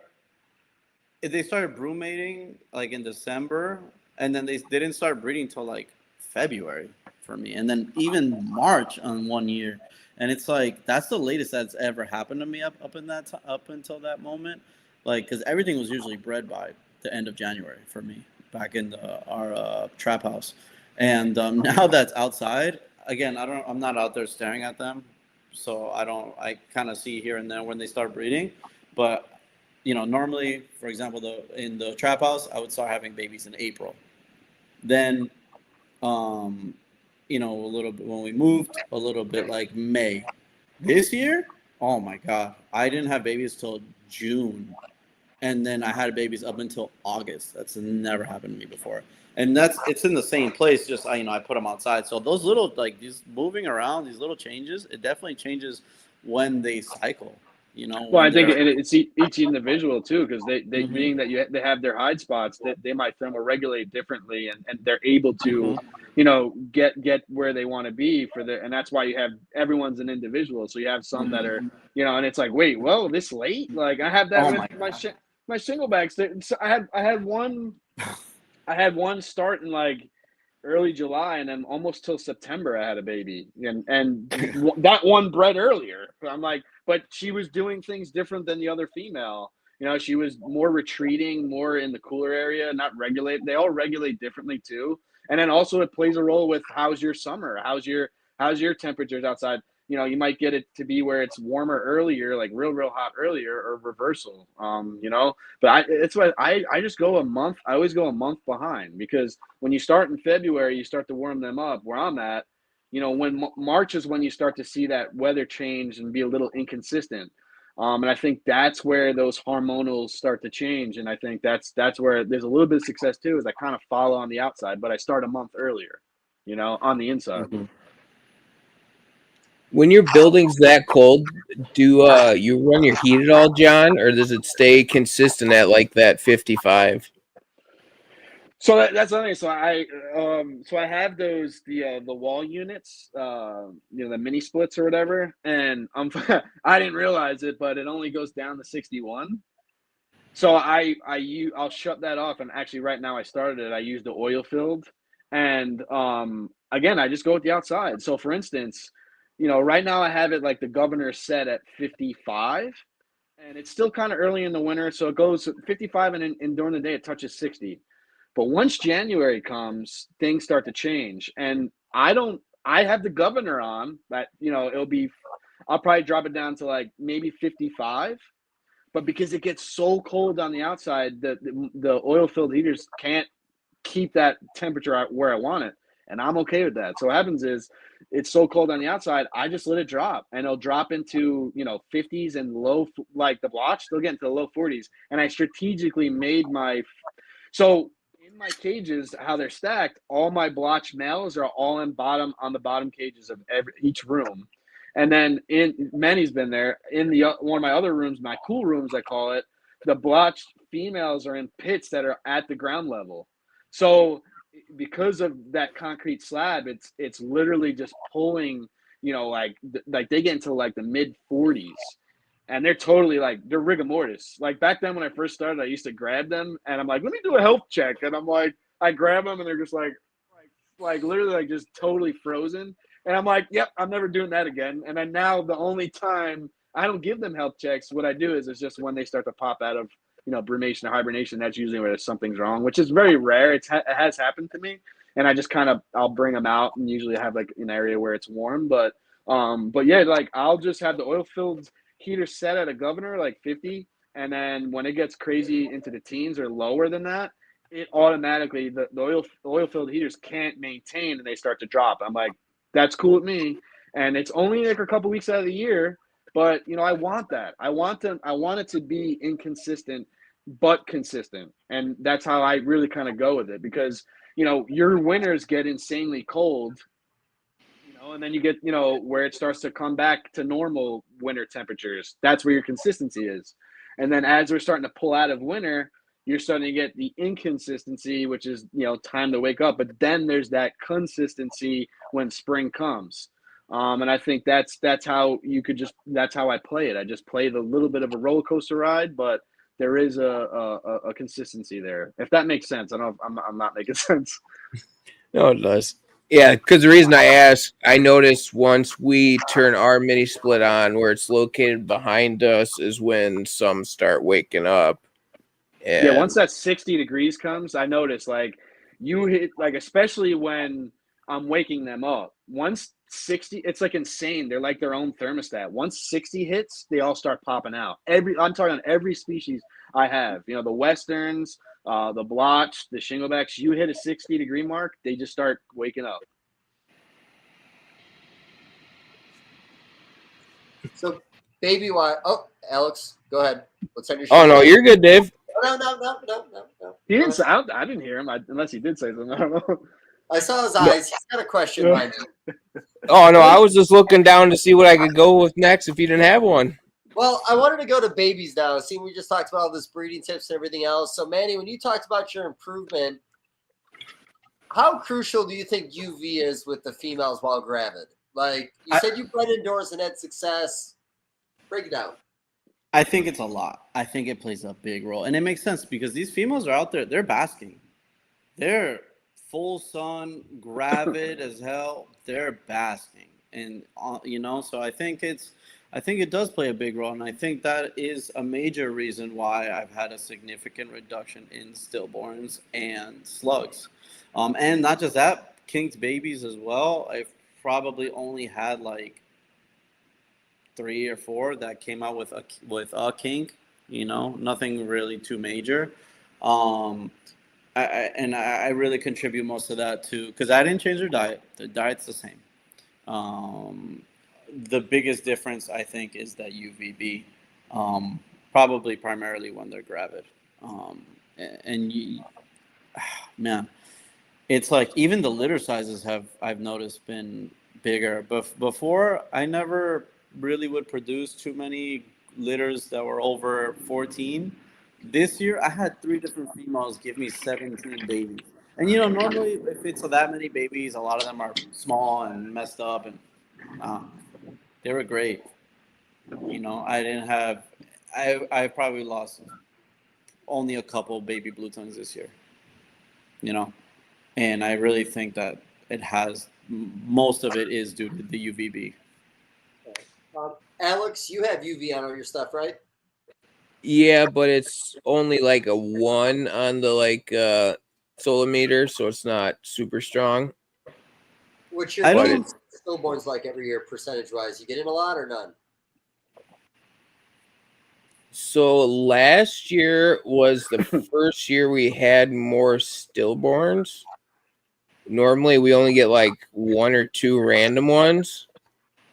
And the reason on that one was the particular mom, I think, got too warm and laid a little early because they didn't seem like they were developed enough. That or just something else was in there, but they didn't. How they hot was it?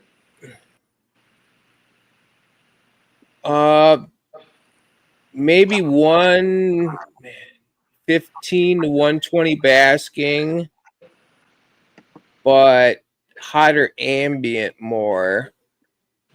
And she was more on the warmer side that didn't get as much of a cool down at night too. So when you said 1 or 2, was that full litters or 1 or 2 babies? 1 or 2 babies.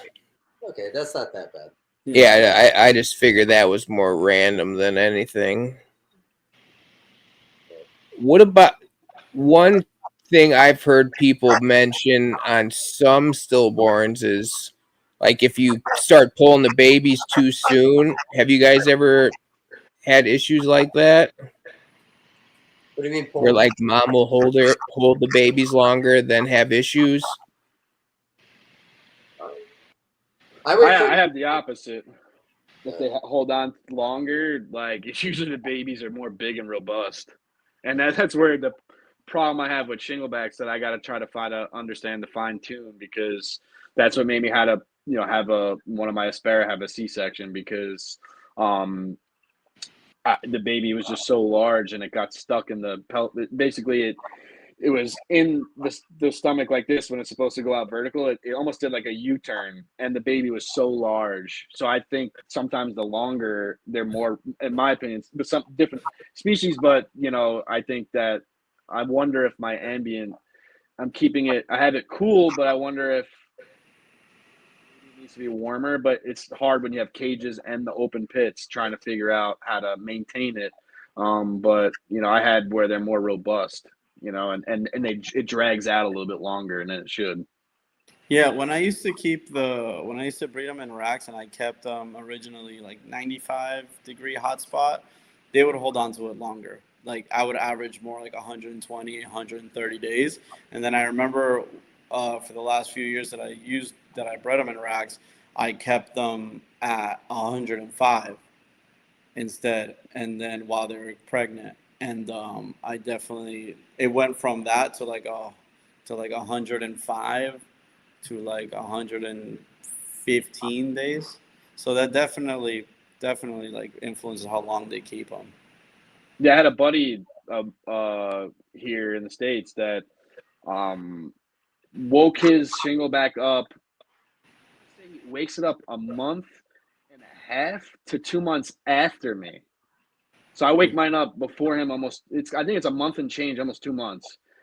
He had a baby a month earlier than I had my first litter from one, which is like wild. Jeez. I'm like, how does that even make sense? But he told me his ambience were like well into the 80s, but the baby came out a little smaller. I had a baby born. I think it was insane. I couldn't believe how big it was. I was like, how did she get that out? It was 160 grams born. I'm not. I wish I had the picture. Oh my God. Show you, this thing was huge. Like I look and I'm like, I almost thought it was an adult when I looked at it. I'm like, how did she get it out? And then she had two. I'm like, how did you get two?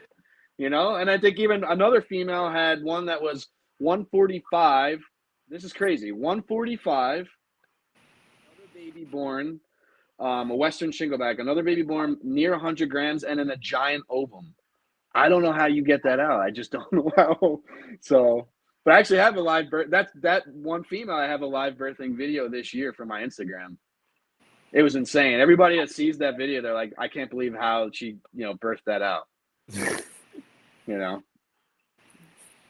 Do you think yours were a lot bigger, the slow up process you do after, where like the follicles had a chance to more develop, where maybe he does that quicker warm up after on his? Yes, exactly. So it was basically the ambient. His ambient was much warmer, so it speeds the process up. The metabolism's moving faster, intake of food, everything speeds up.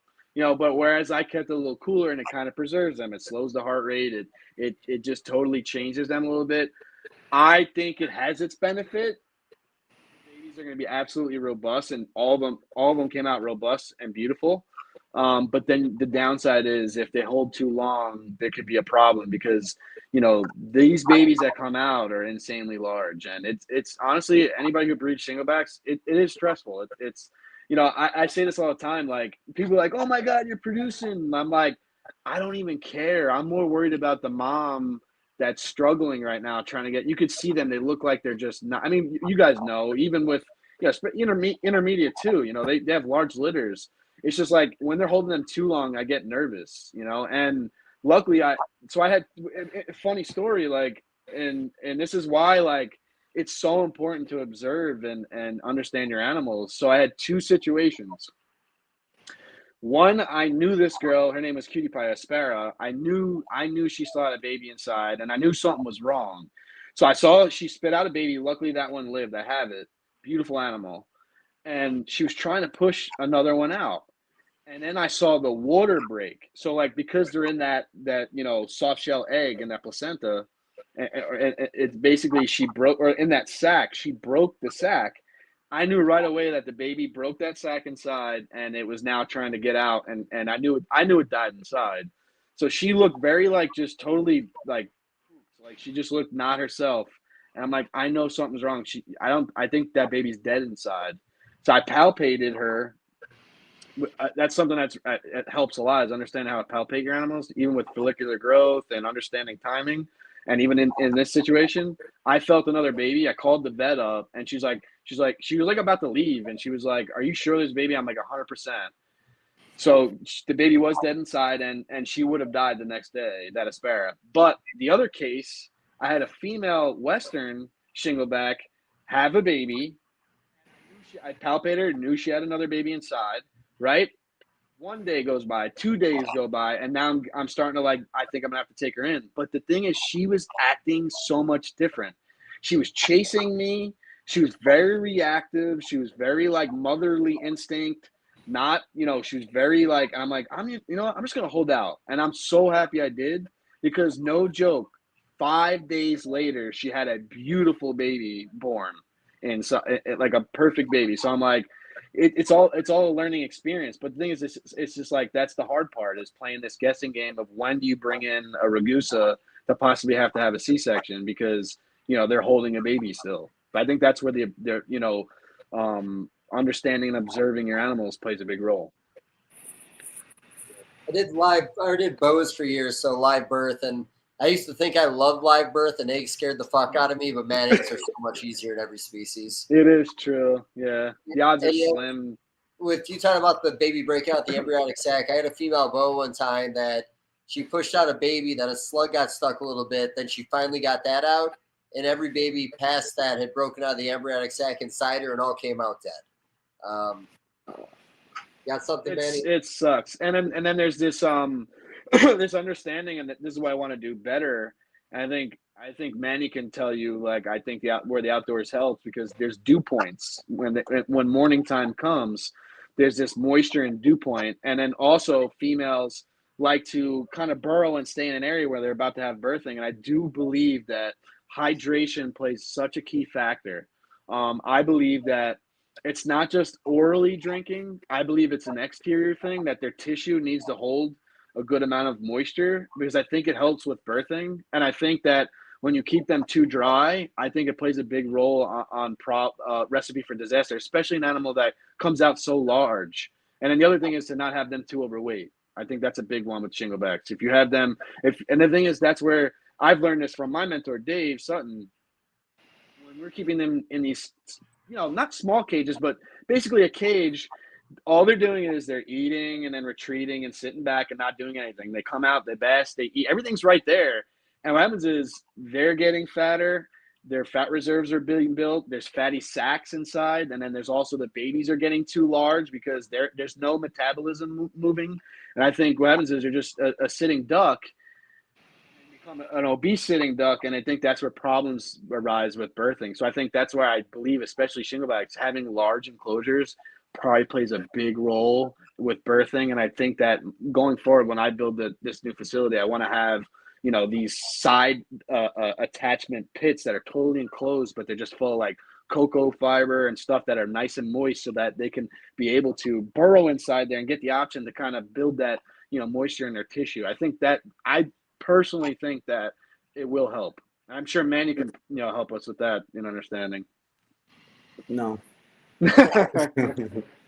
No, it's funny because like just like a lot of animals, like when there is like some rain and stuff, it does stimulate birth, and I wonder if that kind of plays a role in that as well. But actually, I kind of wanted to ask David and Alex a question. Do you guys? Because I noticed it when I kept the animals and bred them in racks. Or I think it's a UV thing, but do you guys have many females that get kinked up, particularly in the tail, especially towards the later parts of the pregnancy? A few. Some I've noticed is behavioral based. Like, because I noticed that like gone. That doesn't happen. That hasn't happened in the last 2 years for me since I've been. I think it's a UV thing because I asked I actually had a nutritionist over once, and I kind of talked to them about that, and they're like, "That seems like there's something that it's lacking, maybe in the diet."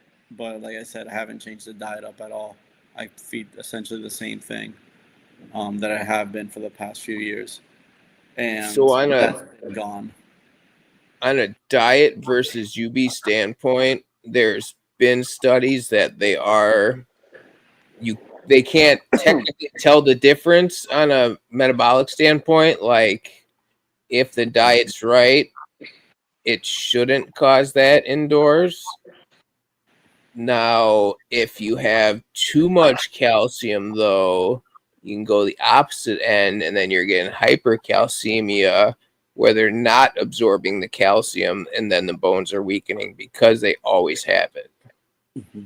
And I wondered, that was some of it on some of mine when I followed some of Luke's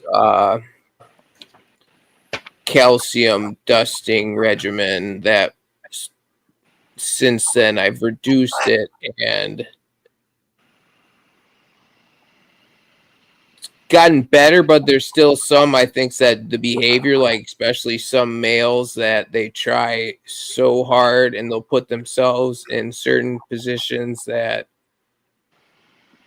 they're trying so hard to get out that it kinks it. Whereas like outdoors, you know, they have that a lot more room that it's not going to cause that issue. The only time I really noticed that with males is for me is when they just all they want to do is breed, and Yeah. they don't care about eating, and they just. I have White Walker actually. He's the one that every breeding season he looks like he's about to starve himself to death. Yeah, He just wants to. He doesn't care about food. It's there. He does Yeah. not care about food. He wants to breed until he dies. Yeah. That's why I try so hard to like feed them the males good before breeding starts. At least even get like a whole prey item or two, like a mouse or something like that, just because we know that it's almost a solid month until they start coming back to life, even sometimes longer. They just pace their cage all day. It's like, dude, chill. So ridiculous. Like, bro, please eat. Hey Manny, when you have your group set up outside, have you ever noticed a male breed multiple females in the cage in one day, or is it more sporadic? To be honest, man, I'm not. It's not like I'm out there just watching them. So I barely have ever seen breeding, but obviously I know they breed because I produce babies, and I have had females, like I cause like pretty regularly, depending on how the male is, produce with both females. You know, so I don't know if they're breeding the same day. I don't know how often they're breeding. Like I kind of part of me wants to put some cameras in there. Uh, I've been playing with that idea for a while just to see, just so I have more of that kind of information. The best is especially for people that think they know what sex they have. Every year I have females breeding females and reversal. Like that female will go to that breed that female, and then she'll go and breed the other female. And I'm like, what? This is happening between anything I cohab, but I've seen it with my king eye. I've seen it with all my shinglebacks. If I keep trios, I watch literally repetitively females breed females. I've seen that a lot with Williams eye or the electric blue day geckos. I think it's a dominance thing. I know dogs do that. 100%, 100% a dominant thing. Yep. I think it's a hormonal thing too. And I'm like, for people that like might think they have the right sex, and it's like, no, I mean, it doesn't mean that that's true. I've seen a lot of reverse, or even I've seen males breeding males, or try to at least. I've had how does a female know how to tickle the tail? It's like, what are you doing? I've had actually Miami Snow. The first like 2 years of trying to breed him, I thought he was a female. I was like, this is built like a girl. So I've tried him with White Walker, and White Walker's like, he would look at him and be like, I'm not sure what you are. But then he would try to breed, but then be unsure. And then Miami Snow would throw his tail, like females do. They'll wave that tail in the air. And I think that was just like, this is a bigger animal. This thing is going to kill me. I'm not the dominant male here, so I'm going to act like a female to survive. You guys ever wonder, like, having too many dominant males in a room, if whatever pheromones they were giving off could affect some of the other ones to be a little more submissive when it comes to their breeding? Yes and no. I'm only with really northerns for the most part. Johnny, you're on a different level. You're up here. I'm down here. Oh, that's not true. I've had sometimes some shy males, and I've actually had them breed better when I use sometimes the same tub as I just bred another male. It it'd be sometimes where like they'll be like, I'm not sure. I don't know if I want to breed, and then like I'll put them in that, and then they'll like make them more aggressive. I don't know if they can tell if it's it's a more dominant male by scent. Visually, yes, but I don't know if they could do that like with pheromones or however they do it. I just think they sense another male. It's like, oh man, I gotta breed this female. My opinion, I think genetic too. I think you have your studs and your duds, and I think that I have males that are so experienced that, like, especially for instance, I have this male Western.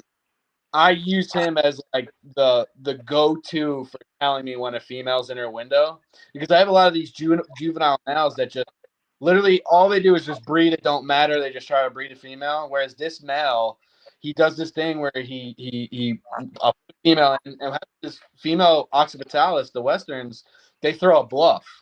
And they could be in their window, or they might not be in their window. And the bluff is, I they want a nice dominant male to carry their young. So if it's a young, timid male and they throw a bite, it'll run and scurry, which I have seen. Where a nice dominant male does not play no games, and when he does go at her, he's gonna grab her. And what happens is, when she's in her window, she submisses. She does this little and then submisses.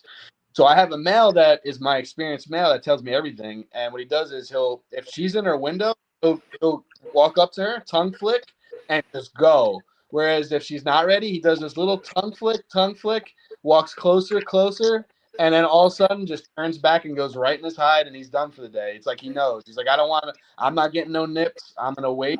And then all of a sudden, when that female's ready, he will. I'm not playing. Like, it's a fact. Will grab her, pick her up, and walk around her until she's totally submissive, and then he'll court her and breed her, and I'm like, okay, that works. And then they go into this little trance where they just sit there. And I think in the wild, being that they might not see each other ever again, they try to breed twice. And I let it happen. Like, they'll go in their trance, both of them are, and I love that trance, because if the female's not moving around and she's in her trance, it's a great sign, because she's retaining. She's something's going on there. And I'll just let them be. I'll come back later on, and I'm watching them breed again, and then I'll mark it down as a note.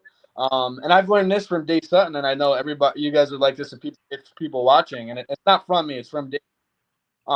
Dave used to tell me he used to write L and R as a note. So meaning he'll breed, make sure to breed them on the right hemipene, and then he'll come back and try to nail it with the left hemipene. Why? Because if one's not firing, he's able to make sure that the other one has at least gotten inside. So he usually tries to do a 3-lock or 4-lock, 2 L's, 2 R's.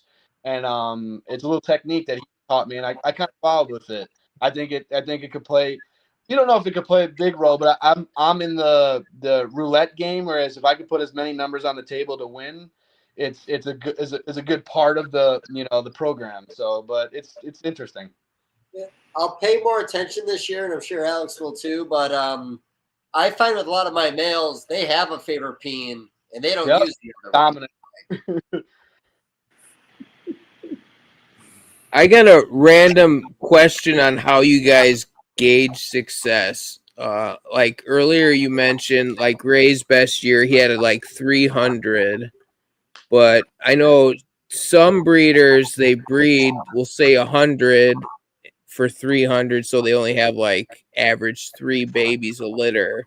Should we be trying to breed less for more, or keep the more for less, or what's success in your guys' eyes? I guess I think it's everything. I think it's quantity and quality. Like, I want some of that stuff that I'm going to want to hold back no matter what, but I also want quantity because I want classics to sell. Right. Yeah, I agree 100%. And also, like, taking a look at the individual litters, that I have a lot of stillborns this year, that I have a lot of kink babies this year, trying to reduce that as much as possible.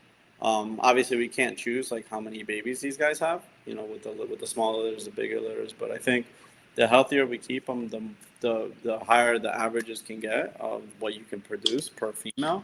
But yeah, I agree 100% with what Dave said, and then just reducing those stillborns, those slug outs, and those like kink babies as much as possible.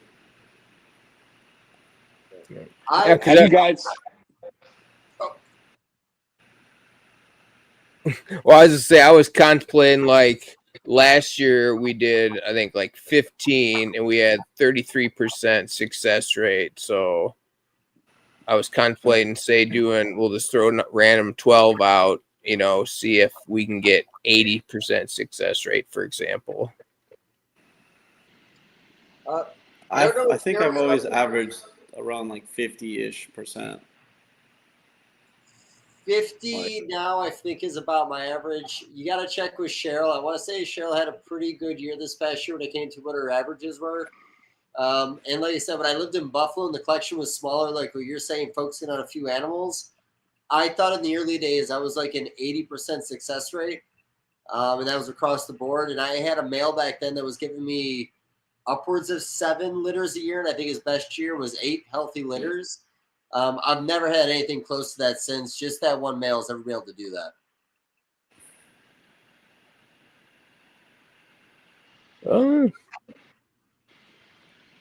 Anything else, or should we call? We're about at 2 hours, or Yeah, it looks like a peak. No one's responding.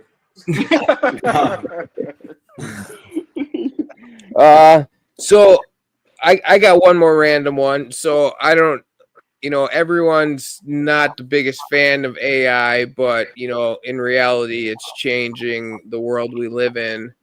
What do you think is going to happen in the next, 5 years? Do we think the reptile community is going to continue to grow? Is potentially people have more free time with AI? Whether it's, AI takes your job and you get supplementary income, or Well, I'll just say this. I suggested to Morph Market to create an AI system where you can put your collection in, and based on what the previous sales were on Morph Market the year beforehand, it can let you know what parents do to produce the right animals that are selling well. But it's got to have a mix-up, because if it tells everyone to do the same thing, it wouldn't work out. That's probably the only thing I've actually thought about AI. And the artwork. Mike did the artwork for me through AI. That's a big change. That is cool. That'd be cool. Are you asking if people are going to stop fucking with stuff because of AI? no, I think it might actually be the opposite. Yeah, me too. Yeah, I think kind of like COVID. Yeah, COVID, You're gonna like, get- it gave us more time, and more people got into yeah. that. Yeah, more than ever in that time. I think it's just going to keep growing. The reptile community is growing every year, and it's going to continue to grow.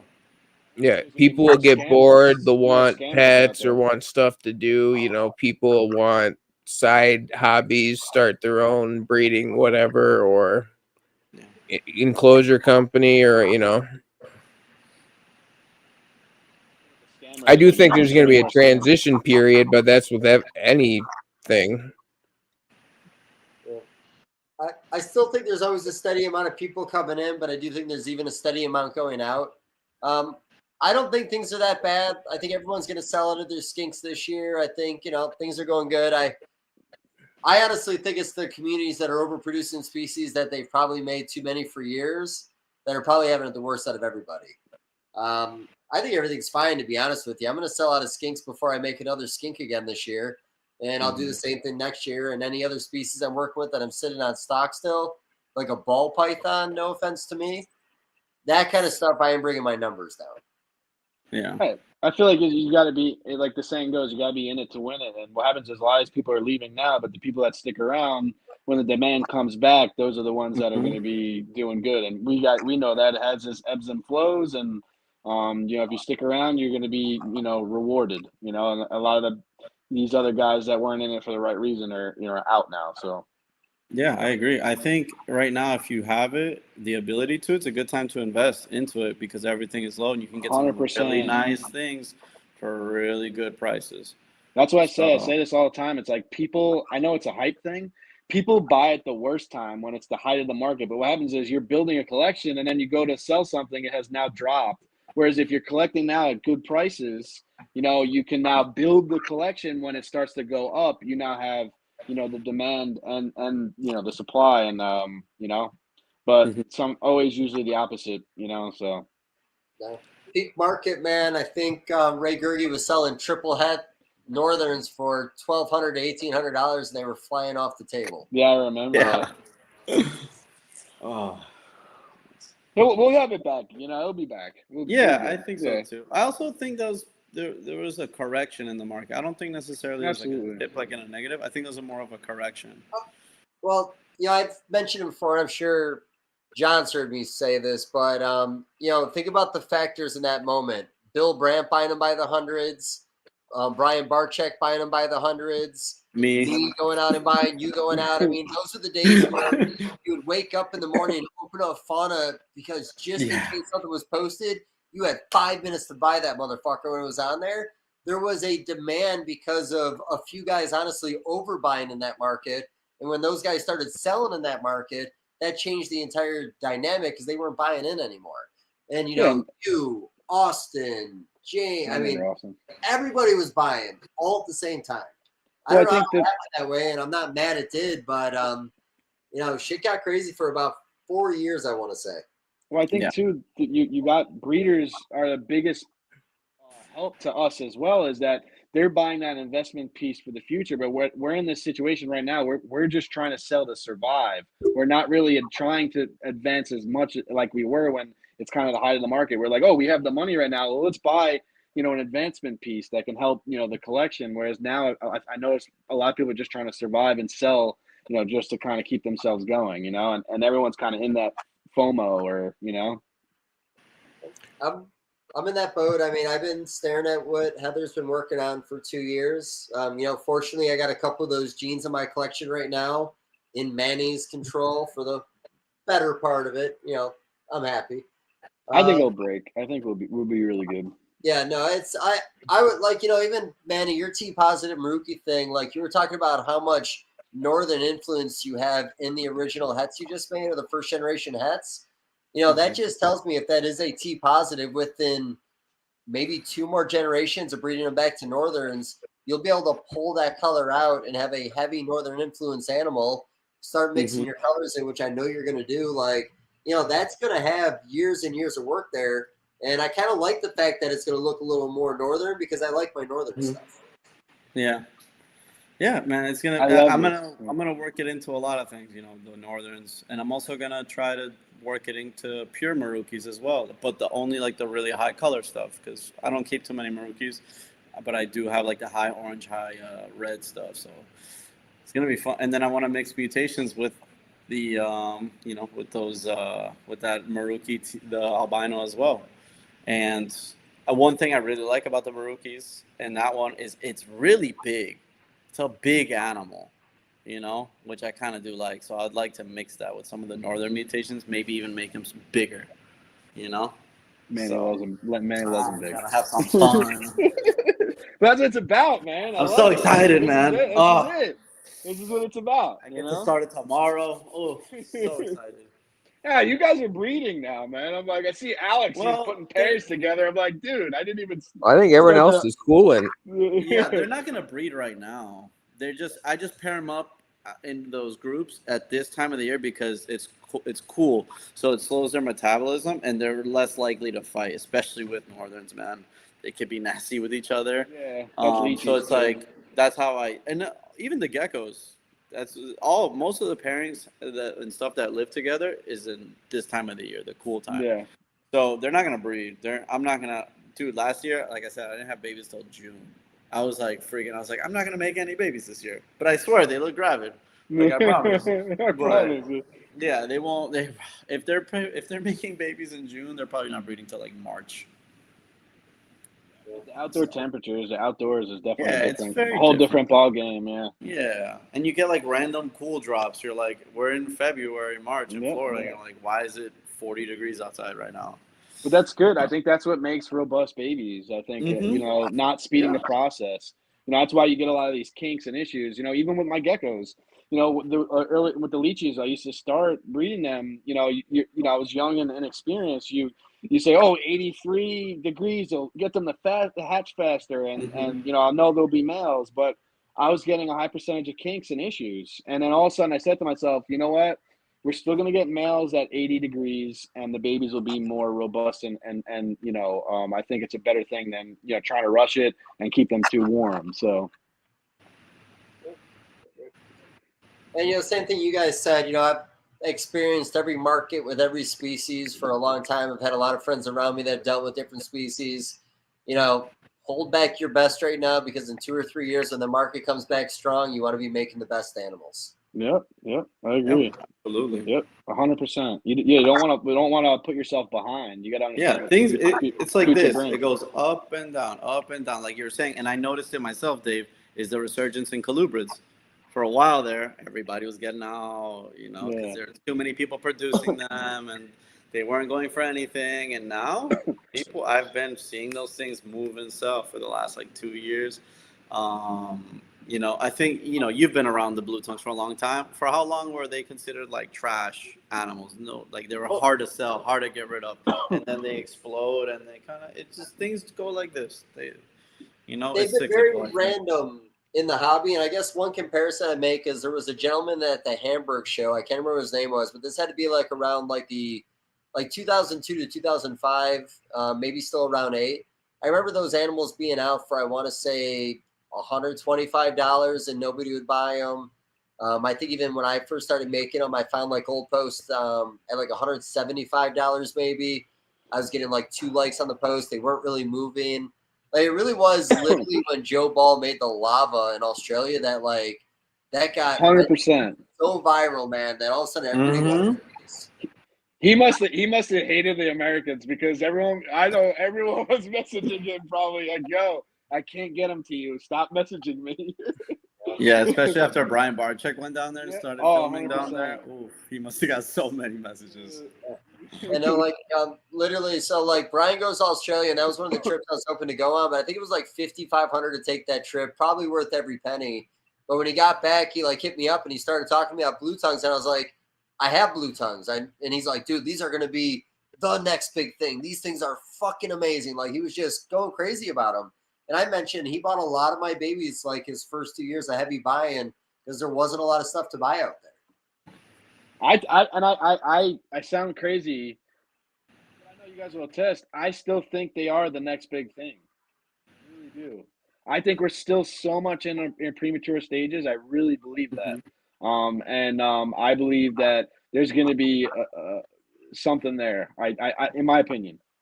Now, I honestly think that the rush that we had was really good. It made a lot of new people that had a different eye for breeding, put different pairs together, I always say.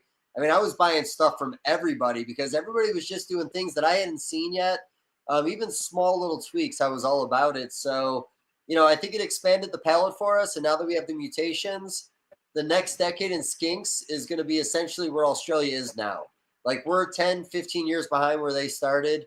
Our albinos are going to look better because we're going to have the red lineage and the Swedish stuff to breed into them. Like, there's going to be certain things that we're going to be able to surpass them in just because of how far we've gone with northerns in the last like 5 to 6 years.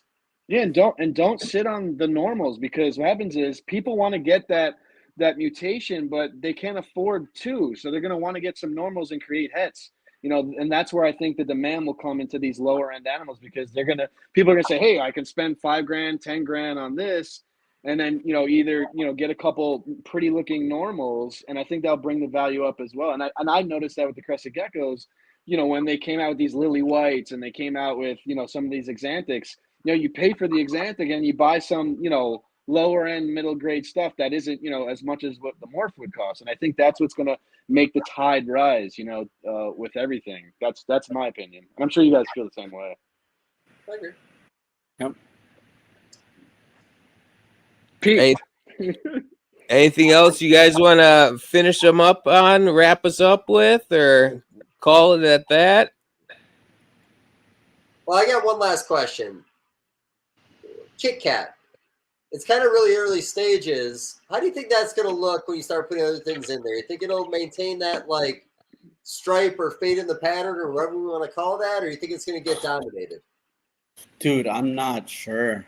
I'm not sure because I actually talked to I did a reptile show this weekend and I talked to Heather a little bit about it, but unfortunately she was busy. She had customers at the table and stuff. But I'm not really sure.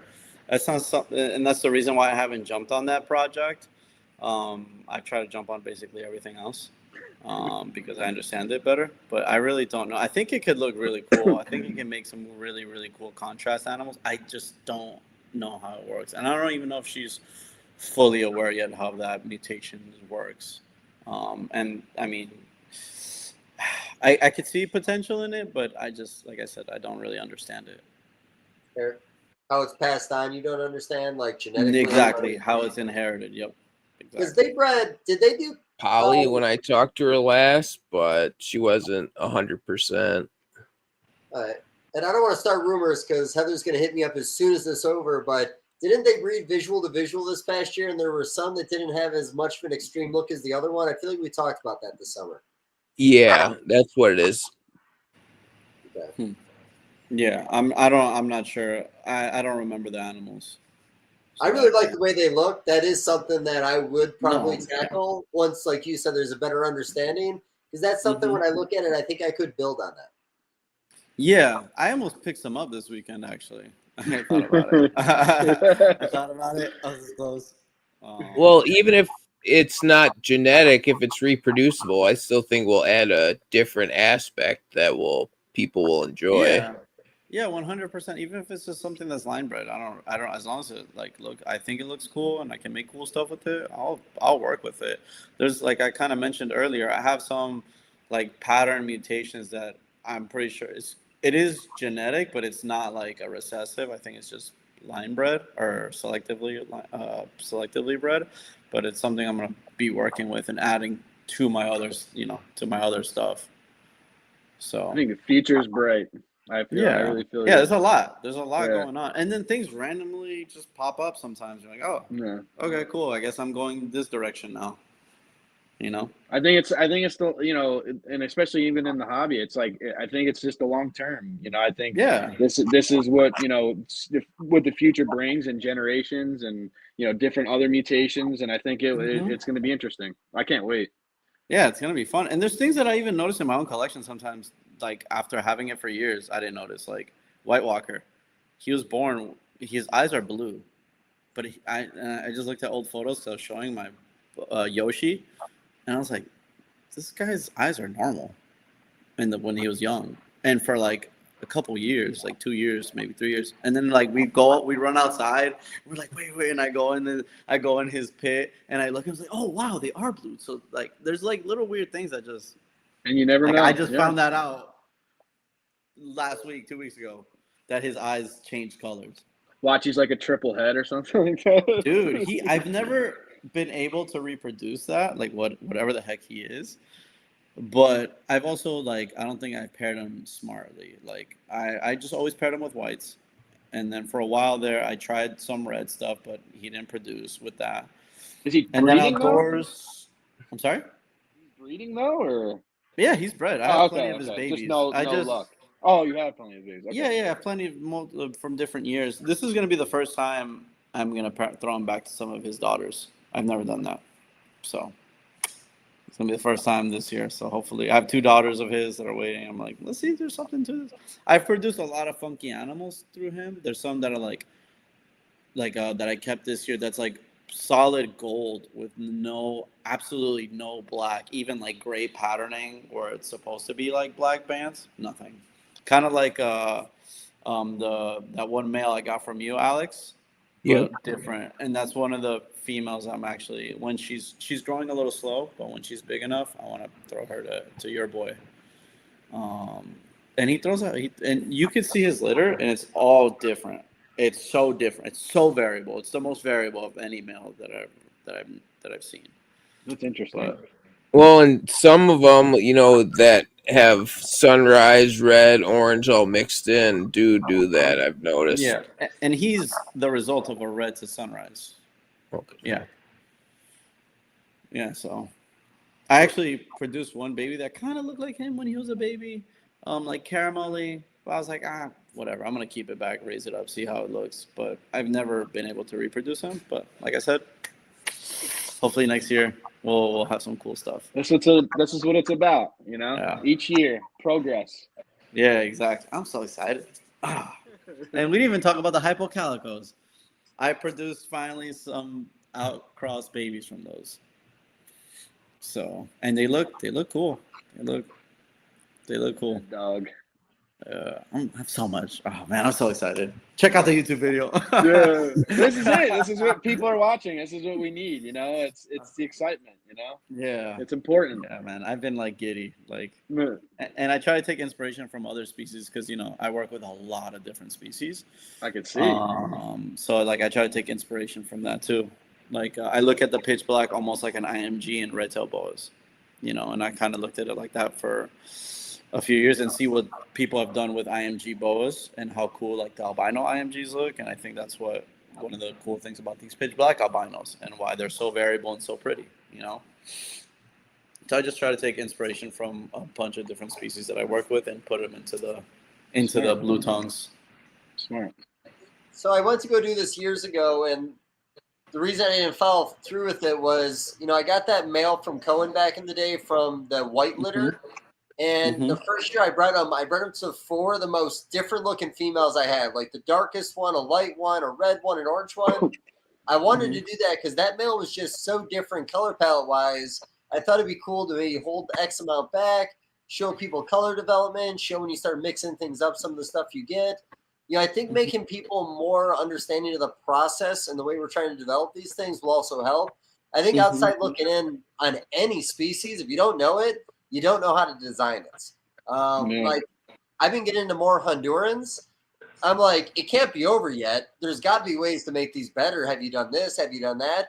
I don't know the process in that community. So now I got to learn the process a little better so I can refine them a little better. So like you said, doing videos where you're like, the only reason I don't like showing pairings is because I don't like the feel of defeat when that female slugs out or I get stillborns or it doesn't work out. After my season, I'll probably show more of the process, but pre-season, man, I don't like talking about it too much. But you know what's I do like to show that stuff because that's a part of the process, right? So it's like I've always been in the thoughts like I like to show people like every step, everything, right? From the successes, the failures, the beginning, the end, all of it, right? And just because you fail at it this year doesn't mean you will next year. So it's like I like to show people that. I understand why you don't, and you know, especially with skinks, because they're like you said, like you hit like around 50%. So there's a 50% chance that pairing that you just showed is not gonna take. But I like showing that, and I think it's like, you know, it's real. This is it's real. This is what happens with breeding these guys, you know. So people get to see the humility in you. You're human, and I think that's one thing I've learned. You know, it's hard to get on camera, and I'm like, I just hate watching myself. So, but I just know that like when people see you, like all 4 of us, you know, they feel more comfortable as seeing you, the person, and feel comfortable buying from you as well. And then, you know, watching the process and you know, teaching, and I think it plays a big role, and it sets people up for success. You know. Yeah. I'm all about humility, buddy. Yeah. Yeah. I mean, look, you got your beautiful dog with you. Oh yeah. He's my dog's. So. Right now, we're going to get that quiet for that long. It's over. You can't just stare at me like that and not talk. People don't always watch the video. All right. Well, I'm going to end the stream. I wanted to thank you guys for coming out. I appreciate it. I got all your guys' businesses in the description if anyone's looking. And thanks again for stopping and joining.